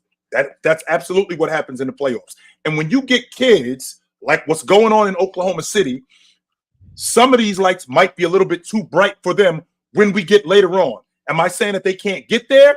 I mean, we've seen kids get to the NBA Finals. We've seen Orlando get to the NBA Finals. We've seen Oklahoma City get to the NBA Finals. We've seen this happen before. The difference is when they run up on crews with vets, it gets a little bit trickier. I don't think that Oklahoma City is far away. I just don't think that they're there yet. What vets are we talking about in the West? Unless the Lakers make it. Like so the Denver Nuggets with the vets that they have in Aaron Gordon, who's already been there, KCP, who's a 2-time defending champion. We're talking about Minnesota, who with Rudy Gobert, who's been in the league over 10 years. Mike Conley's been in the league 17 years and played in the Western Conference Championship. With Cat, who's also been in the playoffs, and guys like that. What I'm thinking about, with the exception, I can see those. Yeah, I can see them. Yeah, for sure. And more times than not, I would actually have a better outlook on Oklahoma City if this was the 3rd or 4th year that they've been together. Not even. I won't even go that far. If this was maybe the 2nd or 3rd year with Chet. But as of right now, I think we just like with Wemby, I think we're trying to turn these dudes into something that they're not yet. They're going to be that. They will be. They're absolutely going to be that. But I think we're trying to. I think we're trying to turn these dudes into something that's not there yet.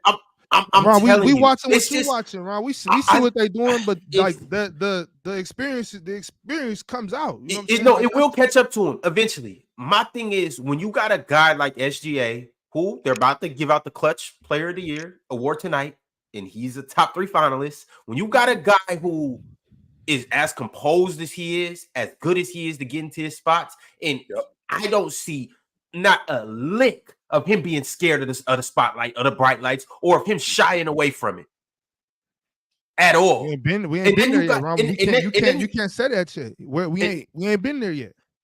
And then you got a guy like J-Dub, who I don't sense no type of timidness in him too. And then Chet is just Chet. Chet just does it, like he's such a positive on the game, whether he's scoring or not. Just his rebounding, his presence, his passing ability. He's a very high IQ player. And then the other guys, they just come and do what they need to do. This Thunder team is, it's something a little bit different about these young guys. Usually, I'm a big guy who says like, oh, when you young like that, you need some more years. I don't believe in you in this, that, and the third. These guys are turning me into believers with just the way that they just compose themselves. It's just it's a little different, and part of it could be Shea. It could just be the aura of Shea that's convincing me. I don't know because the thing about it, Ron, you said that you're not seeing any signs of them slowing down when the lights are on. And like I said, this team is very dangerous. They're very good. They're just really young, really light in the shorts. You know what I'm saying? Especially down there on that block. But I mean, we haven't seen it yet. They're doing this to a Zionless Pelicans squad, who's still a good team, but it's only the second game of the playoffs. Like, I need to see a game 6, and we might not even see that with this series. If they're running, they could dominate this team to the point where we don't see a game 6, we don't see a game 7. But when they see a Minnesota, Denver, Lakers, you know what I'm saying, Clippers, they see one of these teams in the second round, game 6, game 7, then we'll finally get to see. And that's what I'm saying, Ron. We're not going to see it until we see it. Once it happens, we're going to be like, oh, well, there it goes. They just weren't ready yet. They got the skill set like everybody else, but until you felt that fire, you don't know how hot it is. You know what I mean? And that's all I'm saying. And I'm 100% on board with them, just like every other young team. When you get faced with those vets that have been here before, you gotta be a little different. And I don't think they're that. Like, I like J-Dub. I like J-Dub. Yeah, I like J-Dub. I like Chet. I like them, all that. But as a matter of fact, all three of these young guys is different. All three of them. And on top of that, then coach is a little different too. I think that's part of the reason why he's getting coach of the year. We got to do better with our vocab, because when we say, oh, he's different, we talking about Bron, KD, we like, yeah, that's different. But now we putting everybody in the different bag. J-Dub ain't in that bag, right? Okay, all right. So you and Chill could come up here and jock strap sniff Tatum for the whole year, but I can't come up here and do this for SGA. Wait. Let's go back-to-back years of obliterating the league. Let's stay here, Ron. Let's stay here. I'm saying not to say Shay's better than Tatum. So if Tatum's different, then Shay's different too. That's what I'm saying. If Shea can average 30 back-to-back years and do what he's been doing for back-to-back years, I think he's a little different too. If he can start put in Converse with Luka Doncic, then I think he's a little different too. If he can lead this young crew, if he can lead this young crew to the number 1 seed in the Western Conference with the likes of LeBron James, with the likes of Steph Curry, with the likes of Kevin Durant, with the likes of Nikola Jokic, if he can do that, then I think he's a little different, Chill. I think Chet Holmgren is a little different, Chill. I think J-Dub is a little different, Chill Town. So it's the reason that they're playing the 8th seed, and they deserve this because they earned it throughout the year. Hey, Chill Town, everybody in there.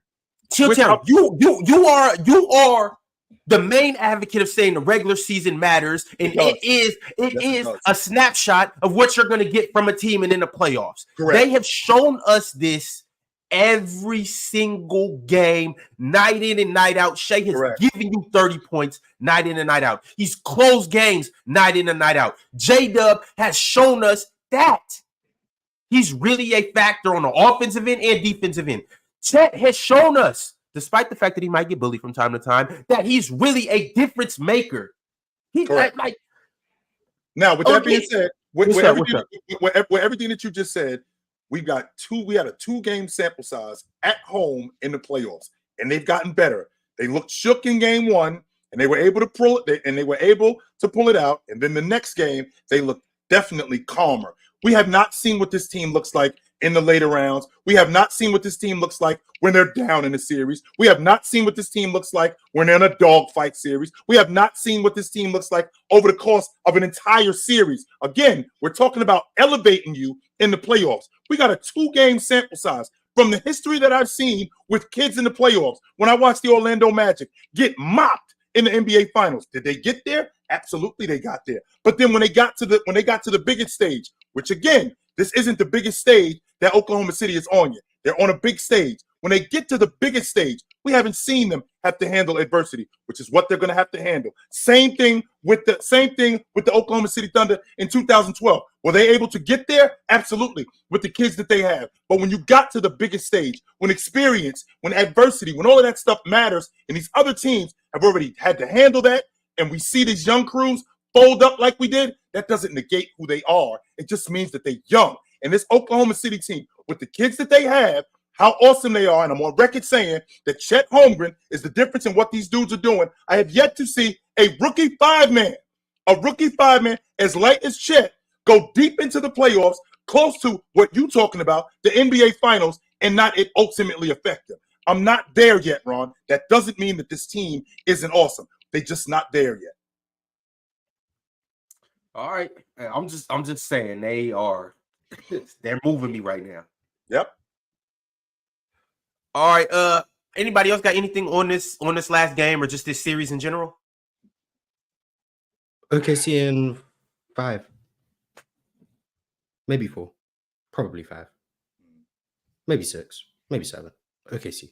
Or maybe New Orleans will win the series, Mars. Not going that far. All right, fellas. I got a couple super chats I'm gonna go ahead and read. Mm-hmm. Appreciate everybody that's tapped in. Like the video if you haven't. Also, too, in case you don't know, Open Gym is coming on right after this. So you be sure to tap into Open Gym on YouTube and on playback too. It will be there.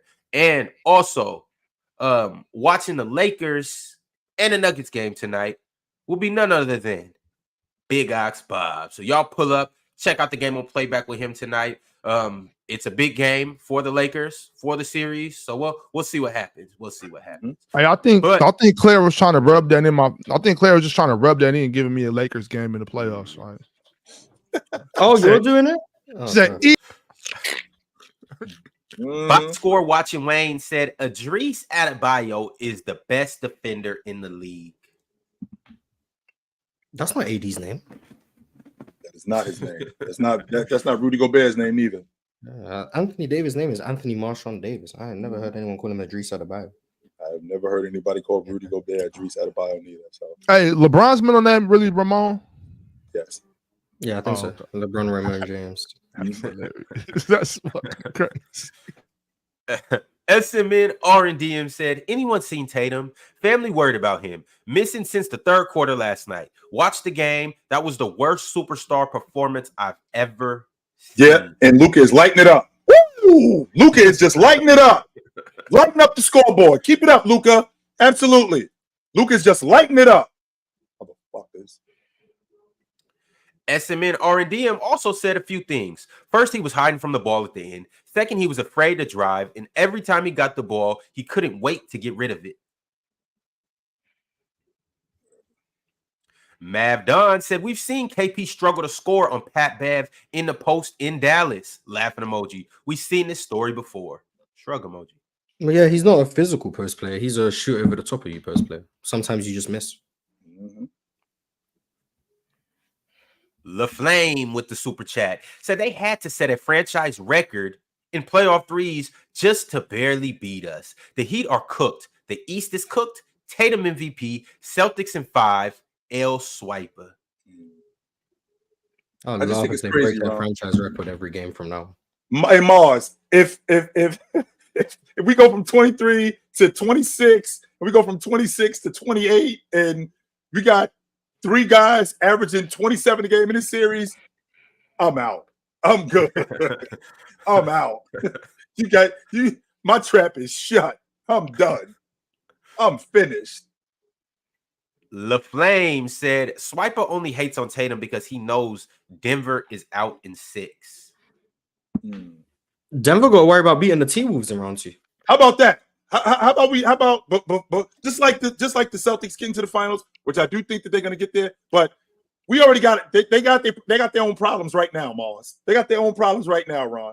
Before we get to Denver in the NBA finals, can we one thing at a time? That's all. One thing at a time. Right? Looking ahead to the finals never works well. Focus on what's in front of you. No. The Denver Nuggets got to deal with the Lakers tonight. Then they got to deal with the Lakers on Saturday. And if it goes longer than that, they got to deal with the Lakers. Yes. Looking ahead all the way to the finals, that's never a good thing. One thing at a time. Thickest Pilot 9 says, as a C's fan, I'm very skeptical of the team because I've seen this since 08. I think Tatum is good, but I don't get the comp to Kobe. Personally, I don't see it. I don't think anyone does that anymore. I don't think anyone does that anymore. Yeah, I don't get that neither, to be honest. Except for the one guy, Jack, that lives in New York. No, but he said he's better than Kobe. He's not even comparing him to Kobe. He said right. He think he's the best player in the league. I ain't going that far, right? I am not going that far. Yo, it's crazy that every time I say something, this dude in the chat got something to say about me. You a hoe for real, B. You for real are a feminine ass dude, yo. I mean that from the bottom of my heart, for real. Every time I open up my mouth, you got something to say to me. You for real a feminine dude, Joe. I put everything on that. Everything. I mean that from the bottom of my heart. Just a feminine ass dude, Joe. For real, for real. Nothing but feminine energy from that way. Nothing. Give me a break. Well, I mean, I do want to shout out all the masculine energy and the feminine energy and just the neutral energy. Feminine ass dude, Joe. Shout out For to real, all for the real. energy in the chat. For Y'all real, y'all for real. bringing the energy. That's a feminine ass dude over there, yo. I mean that. Teddy I don't want Hart that dude said, around me. For real, I don't. I don't want that dude talking to me. I don't want that dude around me. I don't. Teddy Hart said, to answer Ticket's question to start the show, Barkley was drafted to a championship-ready team and didn't win. There's your one example. Oh, the Sixers in AE. Doc was over. Doc was over. It works. It works. It works. Why not? It works. It was. Justin said, why chill keep up that Tatum game 6, bro?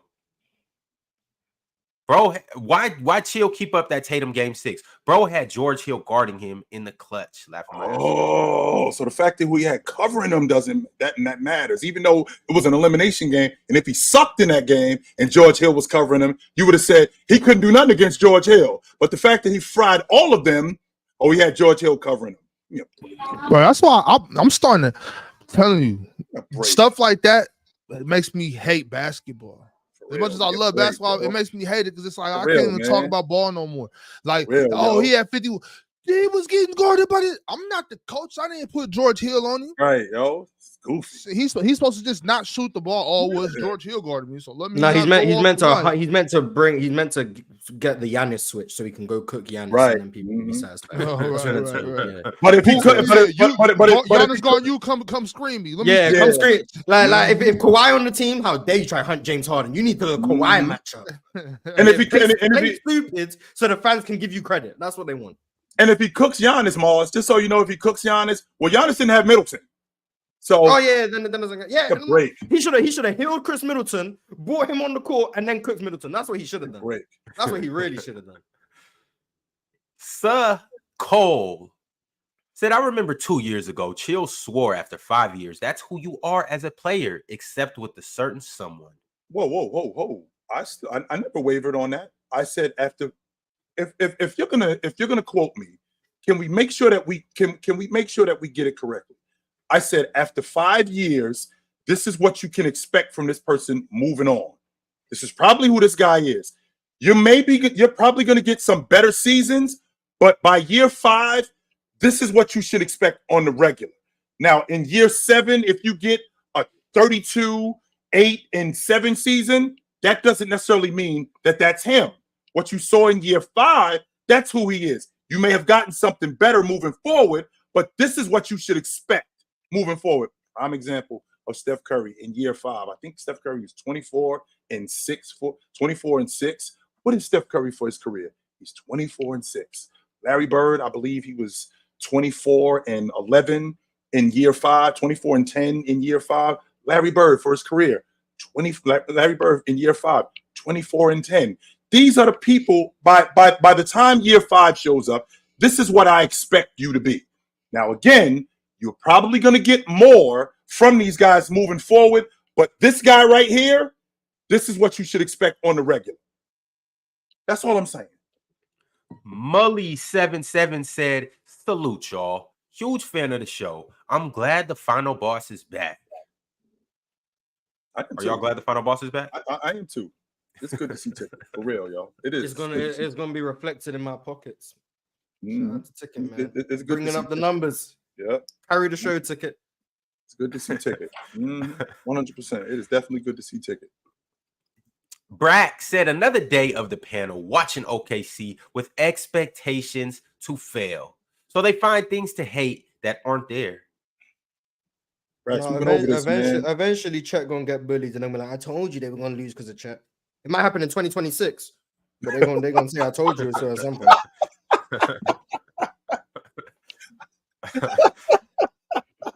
Noah Edwards said, I'm a big OKC fan, and I do believe in this team. I need to see a little bit more like them on the road or in a game 5, 6, or 7 before I say they are for real. So if they just sweep the whole playoffs, they're not for real because they never played a game 5, 6, or 7. No. Yeah. How dare you beat these teams quickly? You need to be real by struggling.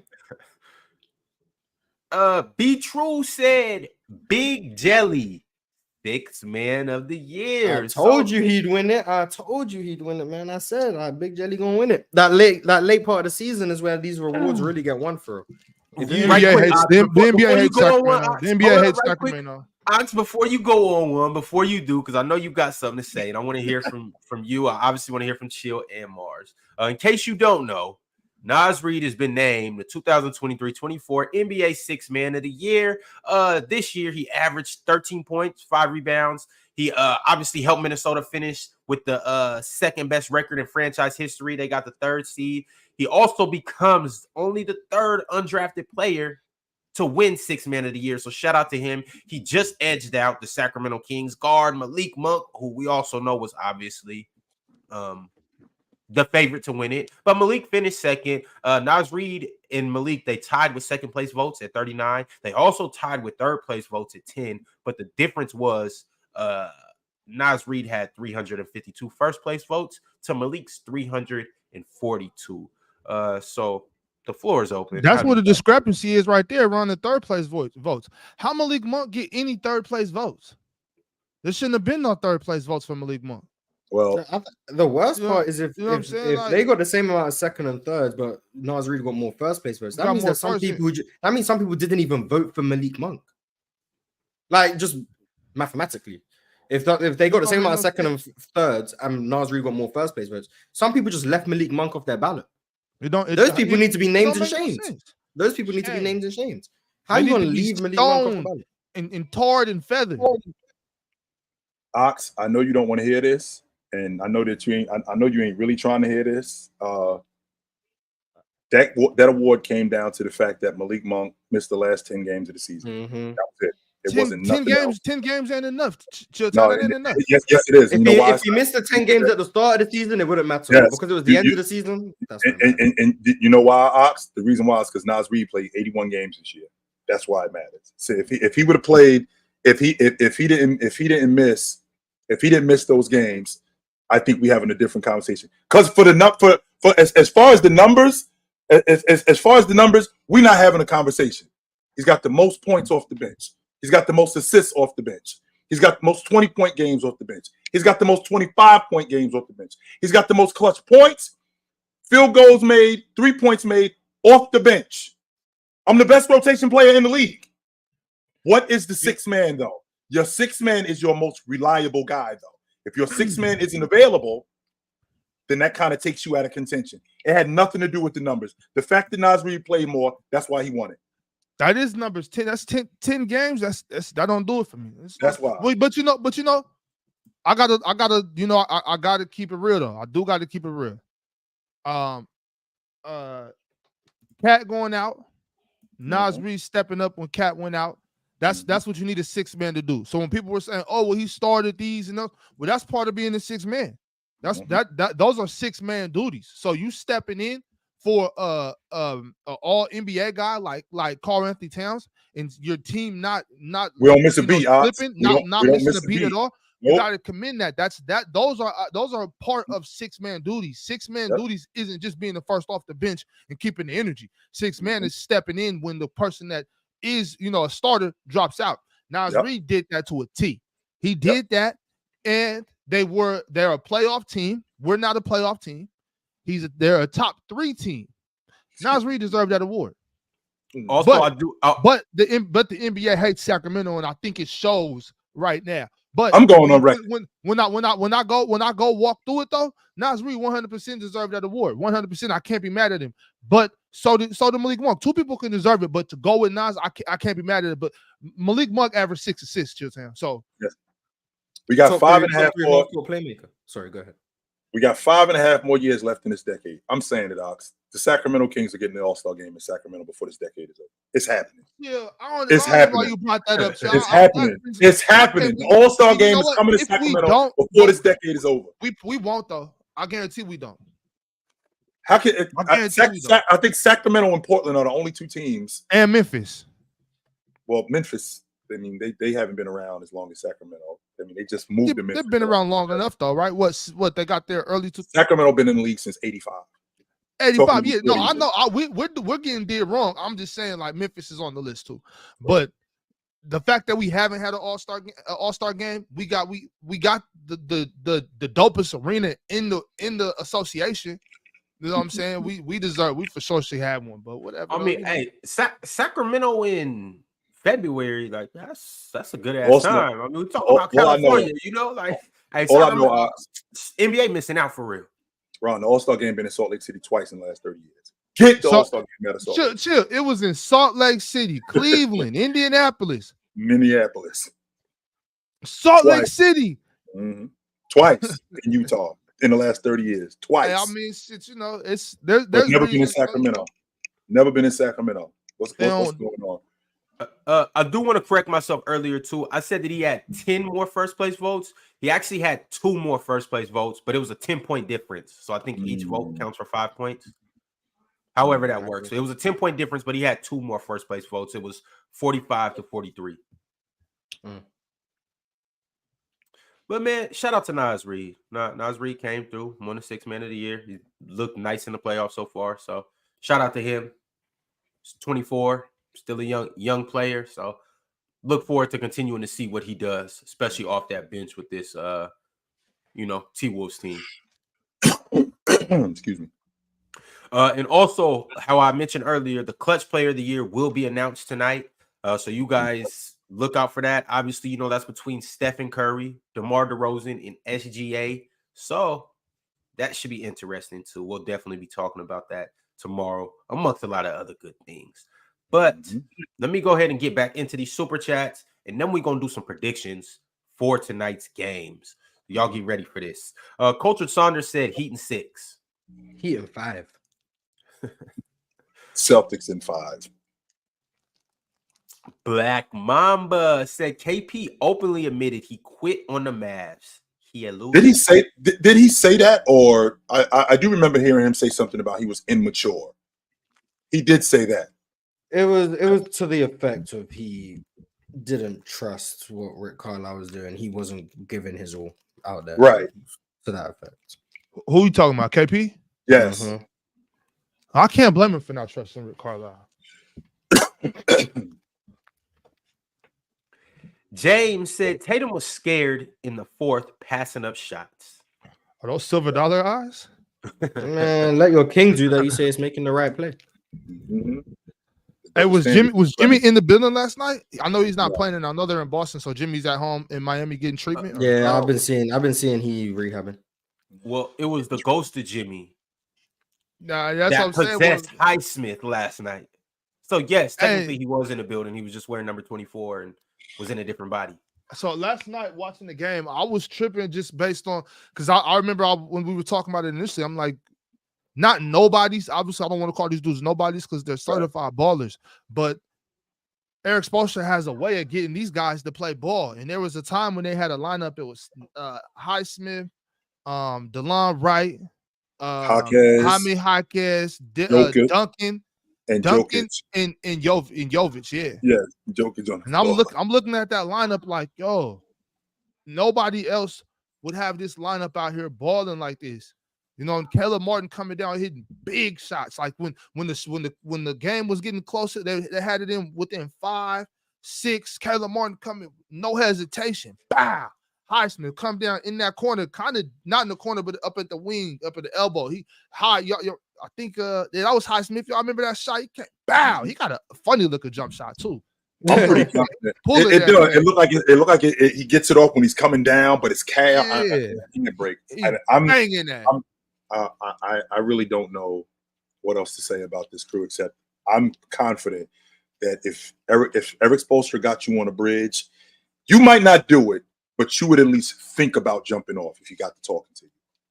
Yeah, he'd have Spoelstra better. That's what it is. Spoelstra's better. He'd have you looking over that bridge like maybe I won't die depending on how I hit the water. He'd have you at least considering it because that's who Spoelstra is, the epitome of putting the battery in your back. He is the epitome of that. And we talked about at the beginning of this season, Jovic, At the beginning of the season, we talked about hoping that Jovic gets the minutes throughout the year because we're gonna need him to step up. You know what I'm saying? It was Jovic. We talked about him. Jaime Jaquez. I think we talked about what's the young fella that ended up going over there, Ron. That was just Boston. Is it Boston?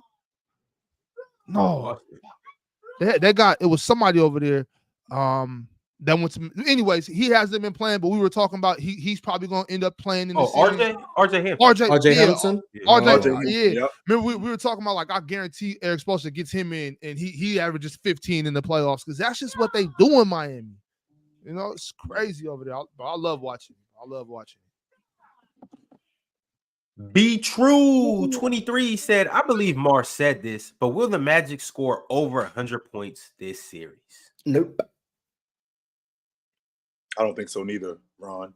If you look at Orlando's offense, I mean, where the consistent buckets coming from against that Cleveland defense, against that Cleveland front line? Where are the consistent buckets coming from? I don't see it. All right, there you go. Hey, chill. Remember yesterday I said those halftime speeches ain't gonna do nothing. Eric's supposed to halftime speech. I could get behind it. It's got to be something. That's the one I might have to go back on. You might be down 20, and Eric's supposed to get to talking to you. You think you winning. You like, yo, we right there. We right back in it. Come on. It's just a couple stops away. Come on, man. Yeah, we good. We right back in it. Cultured Saunders said Celtics equals hot garbage. Hot, steamy, green, boo-boo. Heat and 5. Heat and 5. Alan L sent through a super chat, and he wants the guy that's allegedly in this profile picture to address the allegations. Well, Alan L, I'm here to tell you that Swiper has been, guess you wouldn't call it catfished. He's been AI fished. It's not AI. I don't know what to tell you. It's AI. Morris, did you see the way? You know what? It's not AI. It's not AI. Is that him? Yes or no? My answer is it's not AI. That's all I can say. Hey, look, Ron, you over here capping for Swiper being his attorney. You ain't even doing a good job. You're not even being convincing. Terrible. I'm going to the penitentiary fucking with you, Ron.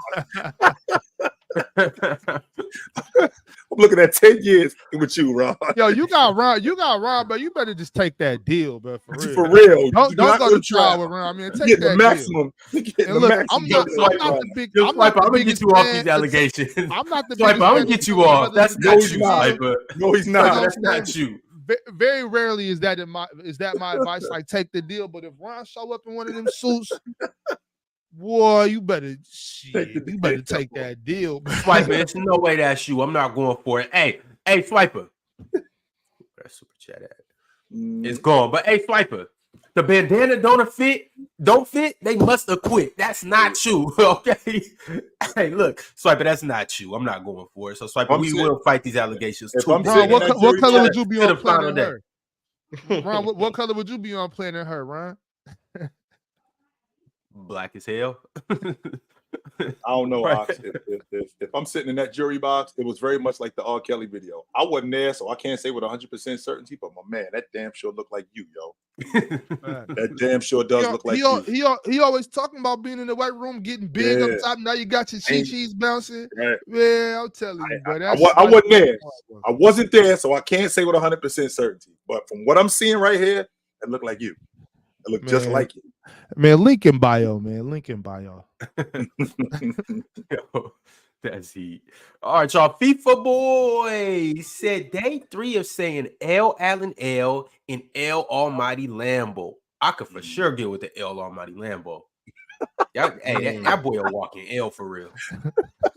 Matter of fact, I'm gonna start calling you Almighty Toyota. You not Lambo no more. You Almighty Toyota.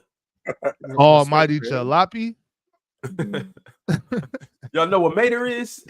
That's what Almighty is. You are no Lambo. You are no Lightning McQueen. You are Mater.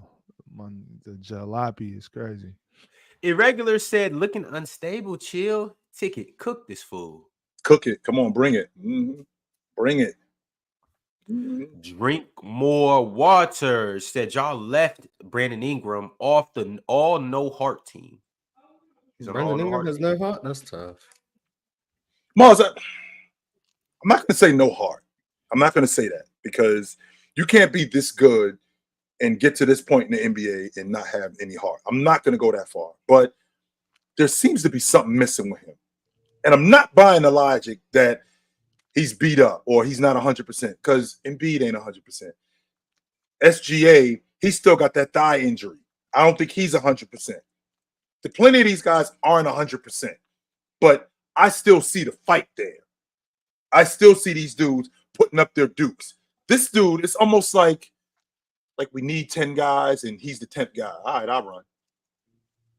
And that's what it seems like with him. It doesn't seem like he's got that, yo, I'm in the fight with you dudes, as opposed to, yeah, I'll run. I'll rock. And we'll see what happens. I mean, he's literally getting bullied. Like, it's just one of those things. Like, he's Lou Dort is just too strong. He's aggressive. He's pushing him. That's what it means. Like, he's not letting. It's like how the Celtics are doing KD. They're not letting him get to a spot. They're pushing him early. You know what I'm saying? So he's getting bullied. So a lot of people in that series going on in the bullied. back. It's wild over there. I know my man Ox. He trying to work. My man Ox trying to work, and it's wild over there. Apparently some things went on behind the scenes that I wasn't aware of until I just seen this super chat from Alan L2. L2 said, whoever put me on timeout is a sucker. Do y'all know who put for a whole day? Who That's did crazy. it? Who did it? I don't know. Put Alan L2 on timeout? I don't know. Maybe it was me. Maybe it was Ox. Maybe it was Ron. Maybe it was Swiper. Who knows? But a whole day? Crazy. It for sure wasn't me. The whole day is insane. Damn, L2. LeBron James sent through a super chat. He said, Chilltown, it's okay. I'm still the GOAT. No, you ain't. Not sending no $2, you damn ain't. No, you ain't. Sending no damn $2. You the damn GOAT. No, you ain't. Come on, bro, man. You got to do better than that. Please. Jamaica's Ross Clot Choice said, nah. Chill getting his Ross Flame broiled.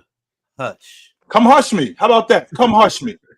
Do that. Come hush me. I already told Ron we ain't messing with them Jamaican dudes. I know how wow y'all. But you ain't gonna carry me, fam. Nah, I don't think so. Lil JXSH, Lil Josh. whatever that means, said final Goofy back at it again. Couldn't wait to doctor the C's. Nice. Super chat from my man L Neck. He said Halliburton not getting over 15 next game. Damon 6.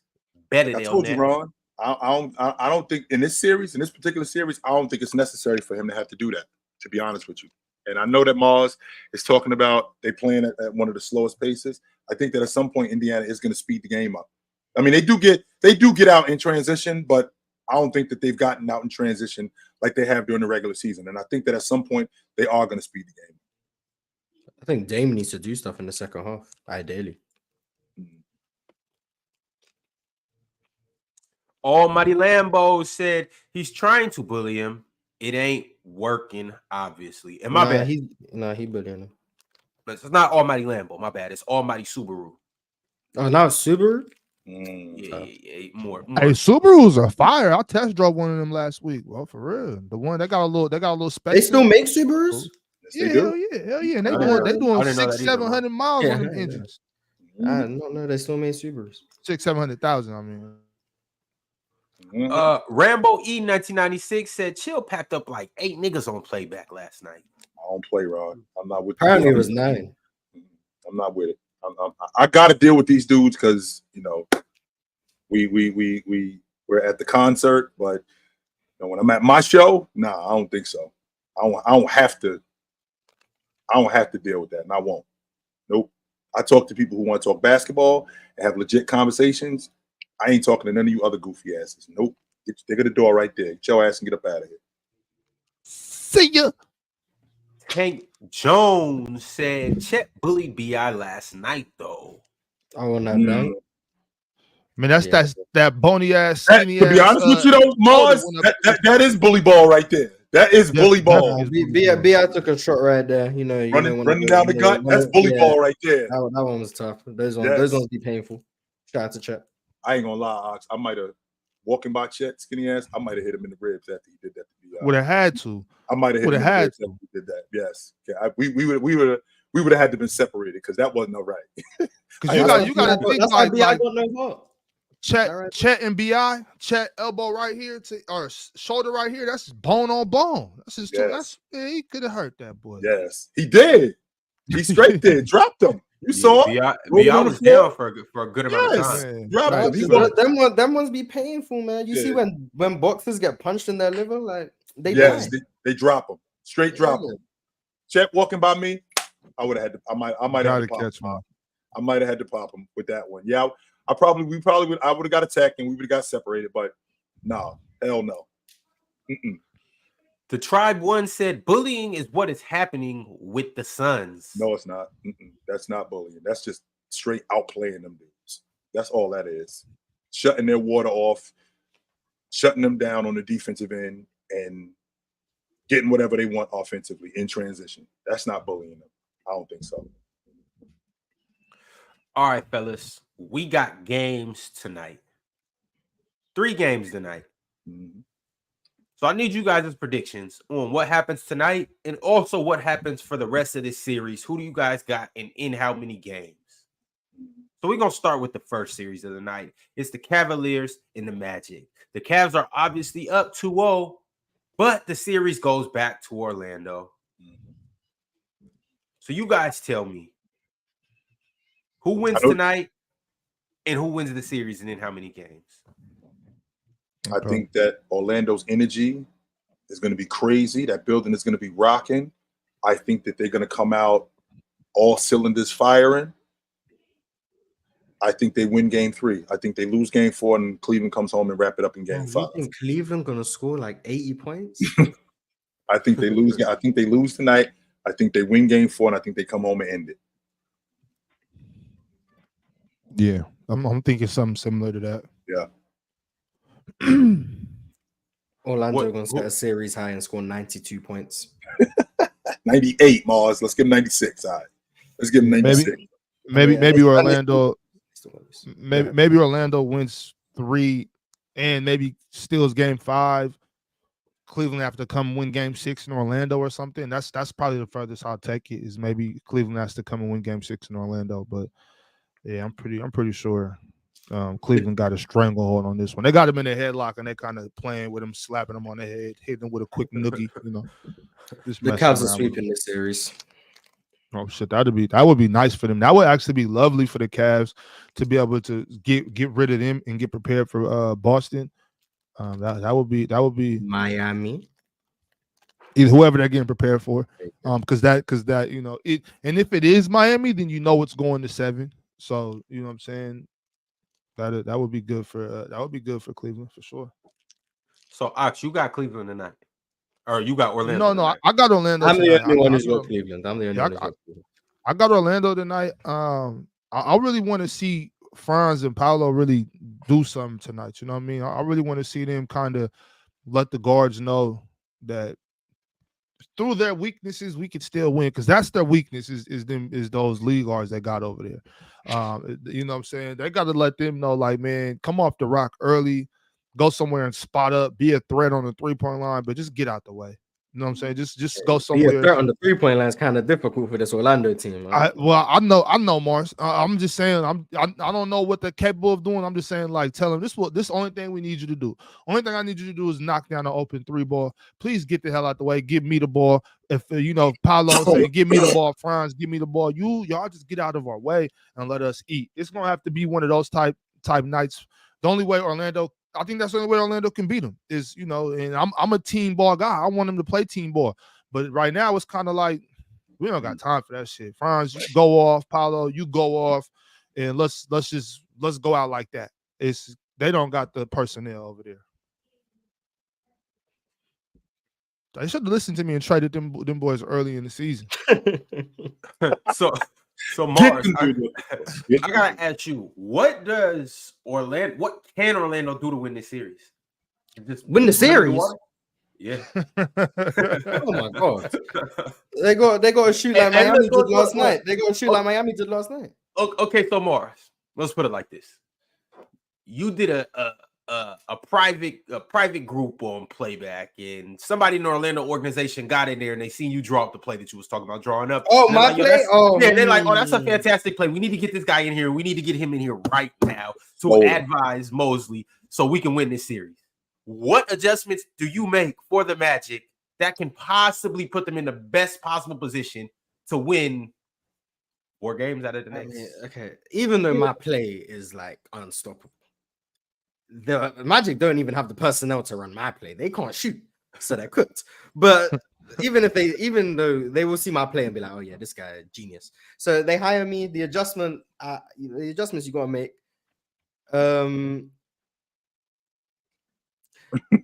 You gotta go take out Donovan Mitchell's knees, man. You gotta hurt him. You gotta injure him. Damn, that's where we at. That's where we at now. They're not gonna win. Damn, that's where we at. They can't score. They're not gonna Yeah. win. Jonathan Isaac can't make a 3, so they're not guarding him. Then Wendell's his replacement. He can't make a 3. Cole Anthony, I don't think, has made a shot in the series, so he's just whatever. Markelle is unplayable. Joe Ingles can't move his feet. Gary Harris is there trying on defense, but he can't make a shot. They can't score. They can't score. Yo, they have to take out the Cavs. They have to do some conspiracy and injure people. Yo, honestly, Mars, I'm running the same motion with Orlando, spamming the same motion every time. Either Franz or Paolo. Franz and Paolo both on the same side, strong. Jonathan Isaac set the high pick and roll. We going ISO, and these two, whoever the other two guys, they figure it out. We just will know whoever the other two guys are. It's got to be Joe Ingles and somebody else. Whoever the best other two shooters we got, they're just over there, just standing there ready to shoot. That's it. We're just playing 3. These 3 over here, Jonathan Isaac, Paolo and Franz. We're setting high pick and rolls. I'm kicking it back to you to go 1-on-1 if I don't got nothing, and that's all we're running. I'm spamming that. that. Like, you two stand over there and just shoot the ball if we kick it to you.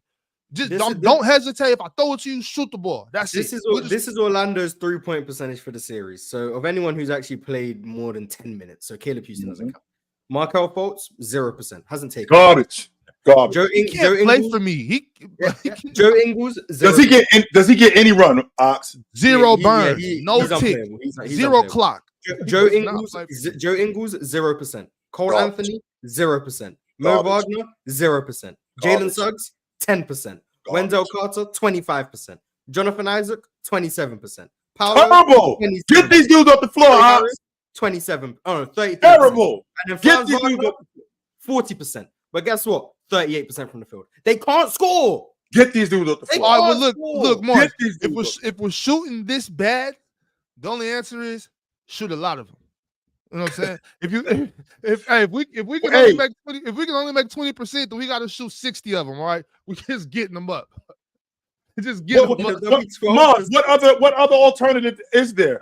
I got to keep shooting this, and eventually this is going to turn around. I can't change my form. I can't change where I'm shooting from. I'm going to crack the long ball. I'm going to get shots at the top of the key because that's where I'm better. Am I going to get shots in the corner? That's where I'm better. We got to find out where we are the most effective in this offense. No, you saying that we can't shoot.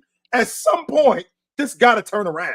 Because we couldn't shoot all year. I mean, damn, Mark. They couldn't shoot all year. Yes. All year.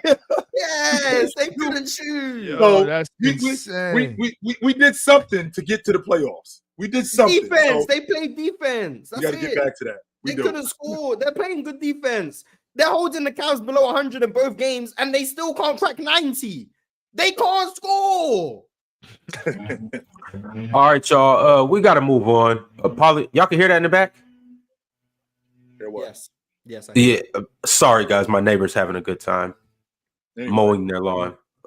But Coach Saunders said Cavs in 3. No, Cavs in 3 is more likely than Orlando winning the series. Also, I'm running a poll right now. What's the outcome of this series? Cavs in 5, Cavs in 6, Cavs in 7, or the Magic in 7. No Cavs in And it 4 is a appears crazy thing, by the way. But whatever. that Cavs in 5 is running away at 64%. They would have picked Cavs in 4 if you made it an option. I'm just going. I'm just going off the strength, Mars. Like you said, they can't score. Maybe we can have one of those Miami Heat games. That's what I'm thinking. With That's to win a game. They ain't winning the series. Well, I'm not talking about winning the series. Absolutely not. No, I'm just talking about winning a game. That's it. Maybe you can have one of those games where we was just lights out tonight.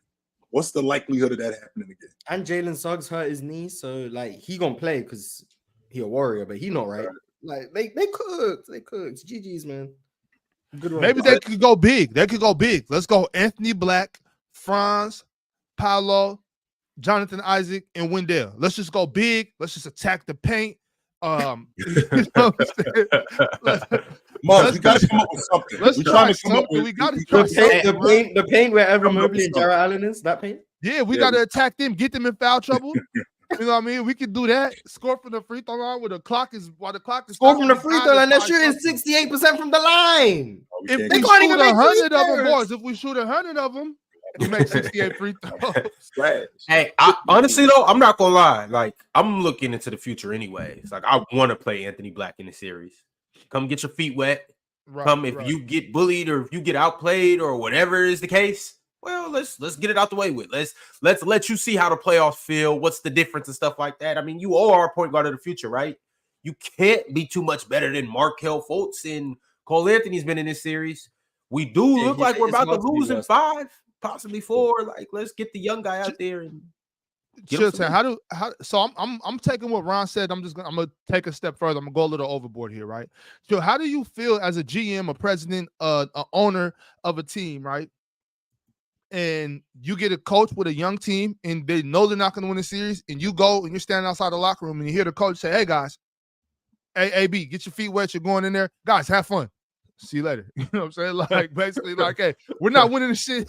Let's just go see what happens. How do you feel like as a coach? If you're Coach Mosley, are you scheming to win this series, or are you just kind of like, all right, let's write this one off? Well, number one, as a GM, I already know what I'm looking at, and I know that we don't have the pieces in order to compete. And I'm actually happy that we're here more than anything. So I know that we're ahead of schedule. Like, we ended up being a top 5 seed. We got the number 1 pick.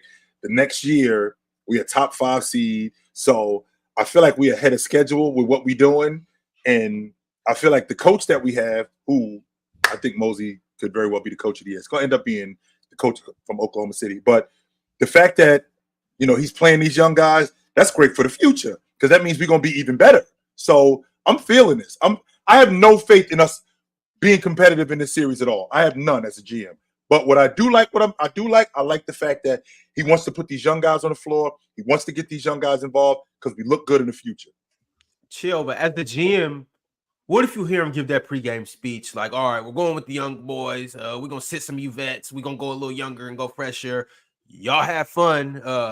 Basically try not to get your ass kicked by 20 plus tonight. And then you look over and he giving a speech while he on his phone and you see that Flight Hub's on his screen.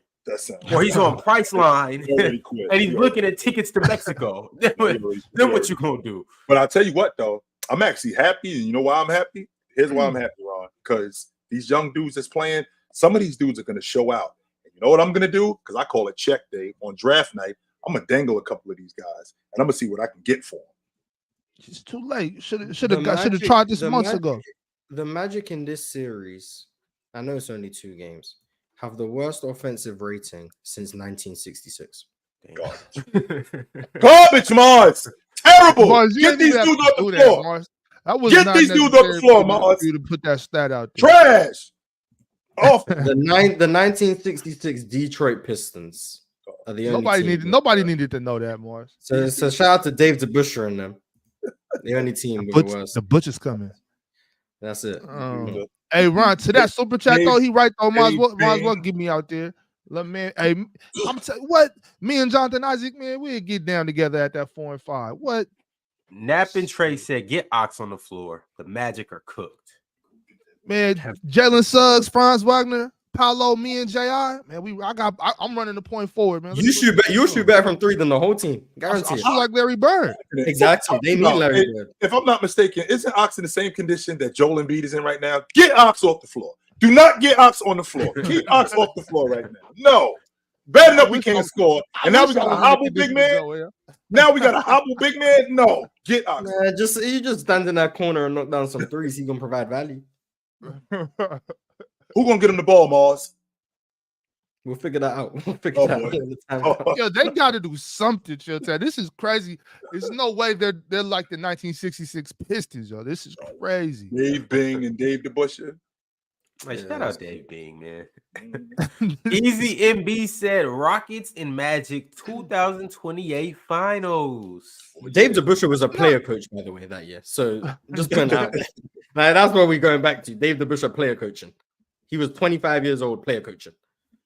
Yes, we did, Brax. We did talk about the Oklahoma City New Orleans game. Yes, and we did talk about the sixth man of the year too. You missed it. Yeah, that's not a crazy prediction for 28 though. Rockets Magic. It's not a crazy prediction. I think I said we got the best young core in the league in Orlando out east. I don't know what team has a brighter future than Orlando. They got to figure some things out. But Mars, you do not have the best young core in the league. Which young core in the league is better? Oklahoma City. Are you crazy? Stop throwing Shea in the young core. He's 25. I ain't say him. 25 is young. Who else? Chet and J-Dub is better than my whole team.